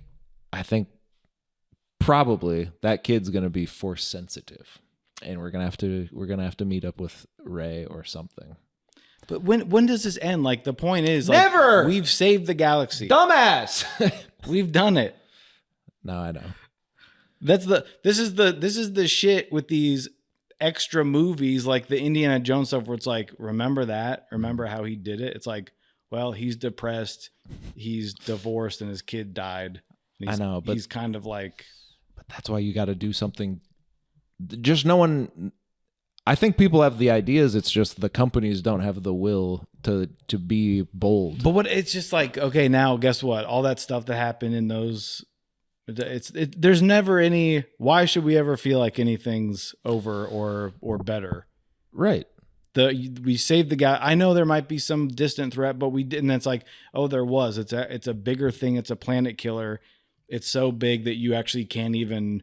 Your brain can't comprehend what it's doing. Right. When you see one planet get shot down where someone is from there, but then you just see like, who gives a shit? Yeah. It's all fake. There's nothing there for me to go, wow, that's really dark. Because it's so dark, it's just like, well, whatever. I guess nothing matters. Yeah. But So then what do you do after that? What's Ryan Gosling got to do? Some new guy is like, imagine Project Hail Mary, but instead of Rocky, it's a kid. And that's what it will be. that's this. That was supposed to be this. I know, but Ryan Gosling. Ryan Gosling, you get to see his face. Ryan Reynolds. Can you You know when imagine? that kid is All right, everyone in the spaceship, let's go. You know I'm not pulling this thing over. Stick it out the window. And you see some kid shit out the window of the spaceship in space. he actually kind of did. They're Actually, cleaning it off of like Darth Sidious's. I think now you're pitching Spaceballs jokes again that are funnier than what's going to be in the Yeah, movie. that's the problem. I got to see Scary Movie too. Also, Right. No. Ryan Reynolds is in a movie called The Atom Project with the kid who's gonna be the kid in the Starfighter movie. Kevin Burpo. Junior. It's been that long. Wow. Anyway, We have Hardee's. They have Kevin Burpo's Jr. where do you want Star Wars to go? Away. Yeah, you're kind of done with it, even though you're decked out in your merch. I like He doesn't. what it was, but we've become this Yeah. society of of just these leeches of. Yeah. Now it's Disney's, and here's the thing: now there won't be a break because it's not like, okay, Kennedy's gone, so let's. There is none of that because now Filoni gets his wet dream, and it's going to be go go go. They might say, oh, whoa, whoa, whoa. I think. What is he's just there to what? Curate? He's going to want to make stuff. Well, he is, and I think I don't know because he still has to answer to shareholders, Bob Iger, Bobiger, or whoever the new guy there's is. a new guy. Yeah, I don't know. He's leaving again, right? He said Bobiger's. He's like, I've saved Disney. He's like in the worst place it's ever been. Good job, dude. But I don't think I'll be finishing your book. I don't think you know what you're doing. I think they're not gonna. You're not just putting. I know they have to have someone in charge of it. Yeah, but they're putting someone in charge that's like, I want to do Star Wars. Yeah, Kathleen Kennedy's not out there she's like, no, she's ruining it certainly, sure. But she's not like, I got an idea I'm writing down and no. I'm directing it. Well, and that's the good and bad with her. Is she was like, yeah, I'll give Tony Gilroy a bunch of money to do Andor, which is in theory a bad idea. Yeah, a character from a movie that people kind of liked at the time. Like it wasn't like it didn't do that well. No, and then when they announced it, it was kind of everyone was like, okay, why? And I still think they should have just called it something else because it's not. I mean, it's about Andor, but it would have been cooler if it was like right, and he's in it. Yeah, but it's not like because there's so many other characters. He dies in the. We know what do we. But that's beside the point. I think the thing with Mr. Filoni, where we talk about the TV show having different directors, where it's like, what? Oh, this episode's really funny, or you're like, this episode's great. It's like the It TV show. Where you're like, why was this one good? Oh, because Andy directed it. And then it's like some other schmo on the other. Yeah. So he just gives it to like Favreau as sort of the like, he can kind of do everything. He's the filmmaker. He's just like you've done it. Mm-hmm. You have the knowledge to do it. Instead of what do we want this movie to be? It's of course going to be the two guys that have done the whole thing. Yeah. Where it's like, I get it. I would also do that because like you want to do the thing you want to do. Yeah. But you kind of have to go, what can we risk here? And maybe he will do that. Maybe it is like, here's what I like. If I can talk to people and also maybe give them the benefit of the doubt so we don't have the person that's supposed to direct Star Wars quitting and saying, actually, when I got in there, they ruined my dream. Like, the dream of being a director, I don't like anymore. Yeah. Because they turned down all my ideas and now they gave it back to J.J. Abrams. Yeah. Or they didn't like that Han Solo was kind of funny. So they fired us. It didn't fit the. Maybe you could just give them like, okay, then do the movie. Because now all you have is Solo. And it's, even if you like it, it's whatever. Yes. Even if you like it, it doesn't matter. Of course. So just have it be, that they tried that. Mm-hmm. I understand why they can't because Disney owns everything. Yeah. But it's like, just we can't have everything we want all the time. There's no like, for me, it just feels like there's no waiting anymore. Yeah. I don't have any anticipation for any of this shit. Well, that's why I was excited for a new Star Wars on the big screen because it has been a wait. I'm sad that it was this, but again, I come back to those two little boys sitting there in their Jedi outfits, which also shocked me because I have nieces and nephew. Congrats. Young cousins and stuff in our family. I am constantly trying to get them into Star Wars. Not a one of them. I don't care. Yeah, not a one of them has any interest, which by my nephew's age, I was deeply invested in the old one, because the new one hadn't come out yet. Mm-hmm. I was sitting in the basement with my mom watching the old ones on beta tapes. Is there a thought? I don't know. Do they just think that's old stuff or what? I think it hasn't pierced the zeitgeist. I thought it kind of, because everyone is now like saying I was wrong. Just because the world has gotten so bad, Yeah. they're Well- like, I was wrong. I love the prequels. Take me back. Take me Right. back. Sucking their thumb. Yeah. I'm wearing 2 pieces of episode 1 stuff. There's Jar Jar, but like, Well, we were there. We when like it. We were there when it happened. I'm in line waiting for the shit, eating my popcorn, skipping school to go see the damn thing. Some of the best days of my life spent watching those movies. That's the problem. Mhm. That's why that happens to us. There's something broken in there. Oh. Things have to be better now. We can't just. Oh. But you'd think all those people that now have kids, Yes. all these shitty little kids we got to deal with, for people we went to school with, aren't they showing them those? Like, Well, show them the prequels and then do like those kids. I'm sure they've seen those. that's what I. They have a treasure trove of that. Yeah. That's You know? what I was just so excited for them because they're dressed in the robes. I get it. Because I remember that Lucasfilm logo as a kid. I had that same reaction. Because Even you just knew something special was about to happen. unbelievably, Force Awakens Yes. came out 10 years ago. Yes. And even then, for me Yeah. and you, Yeah. but you're like, I can't believe this. Yeah. I went to see it. I think it was 1 or 2 a.m. I couldn't get in till. Yeah. I was there till 4 Yeah. and I came out at 4 a.m. and I was like, I had problems with it, Uh-huh. but I was like, something's happening here. Yes. And I went to the Disney store beforehand. And they're like, may the yeah. force be awakened, sir. And I was like, and you too. Yeah. Yeah. Yeah. It There was like, awesome. it's back. So I get that. Yeah. I get holding on to that. Mhm. Please be good. I don't have anything else. That's what I think this one made me realize both, and I've known this for a while, but solidified for me both. It's not for us, which is good. That's the other thing is like people are like, they keep making Star Wars for the 40-year-old basement dwellers. And I was like, I don't think so. I think they're trying to figure out a way to get kids to watch it, and they don't know how to do that anymore.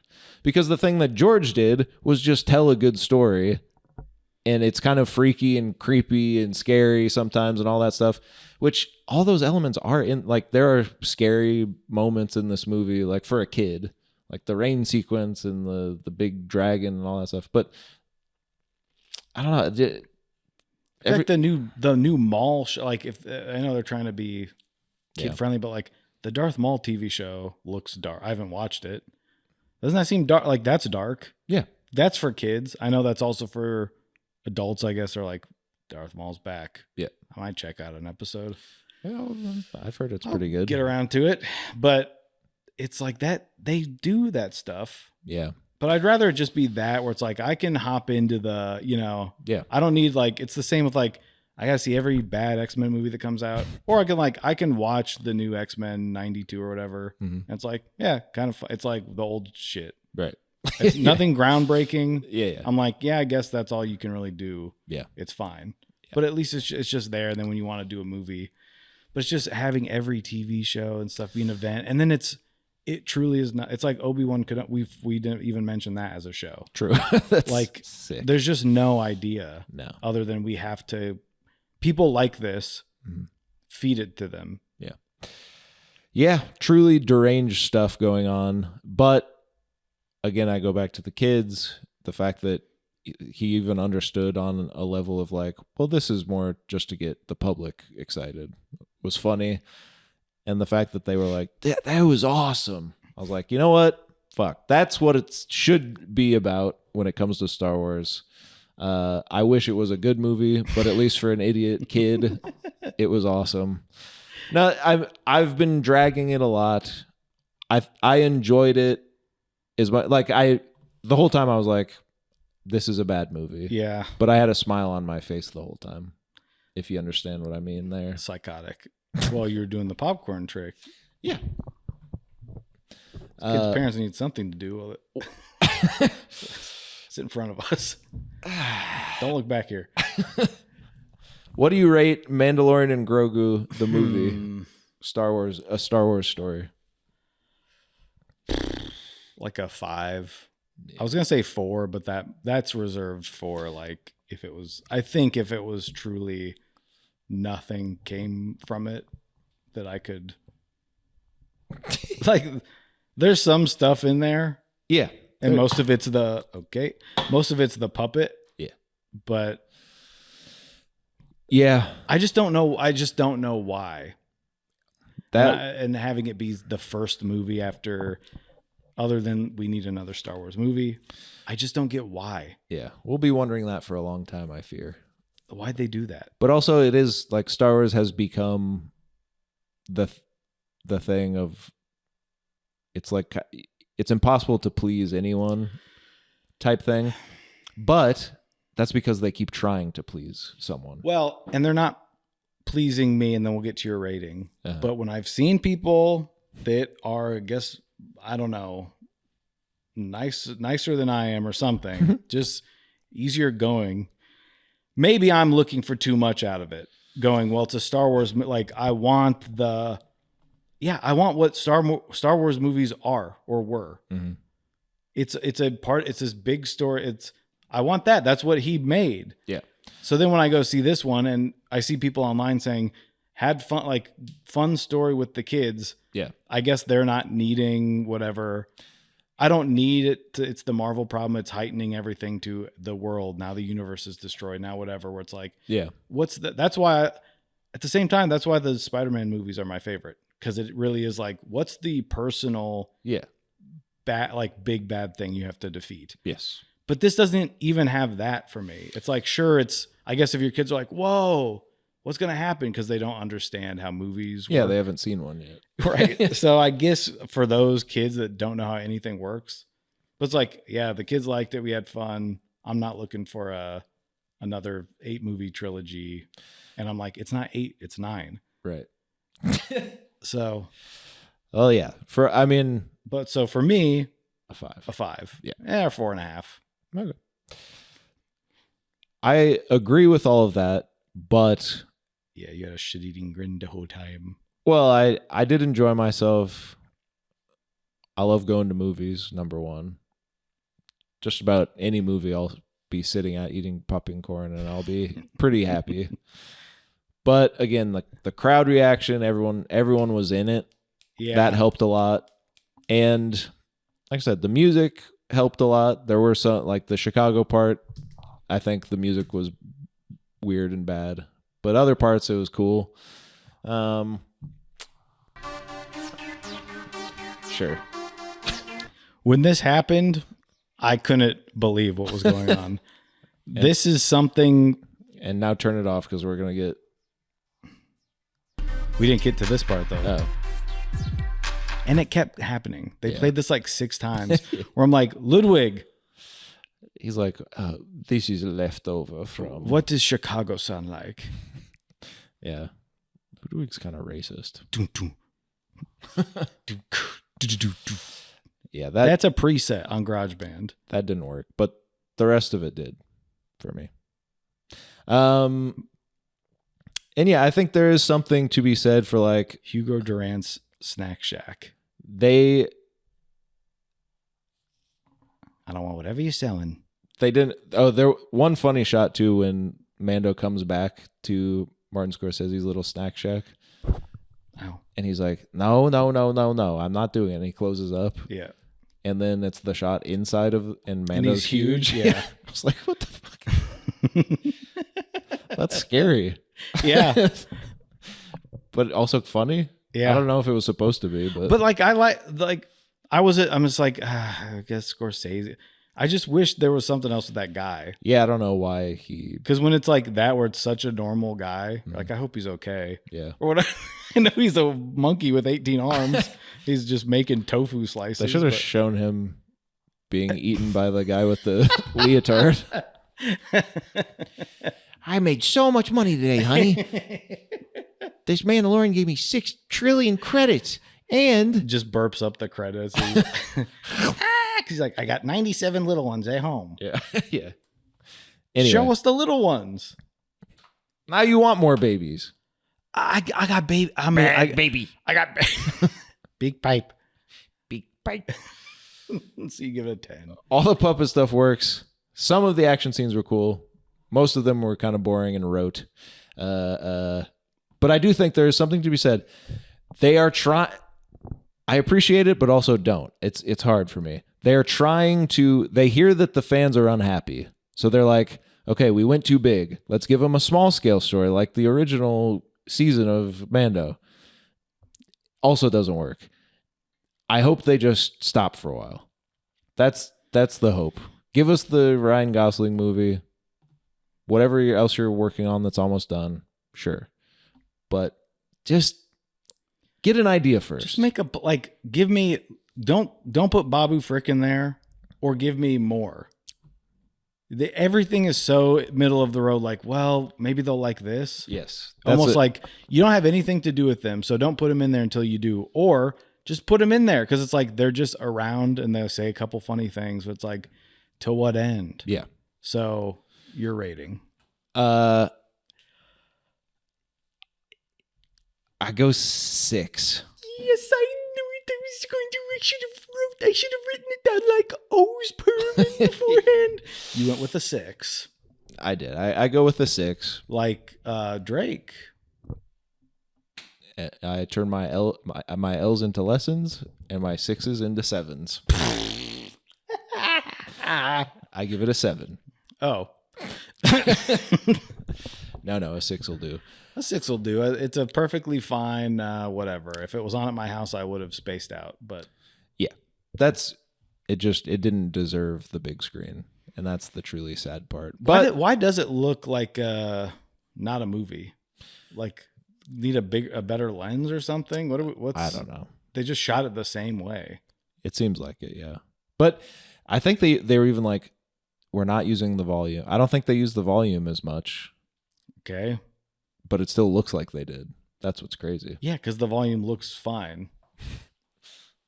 Well, that was like a big complaint for the show. That was like, it's starting to feel like everything happens in a room, even though it looks like it's outside.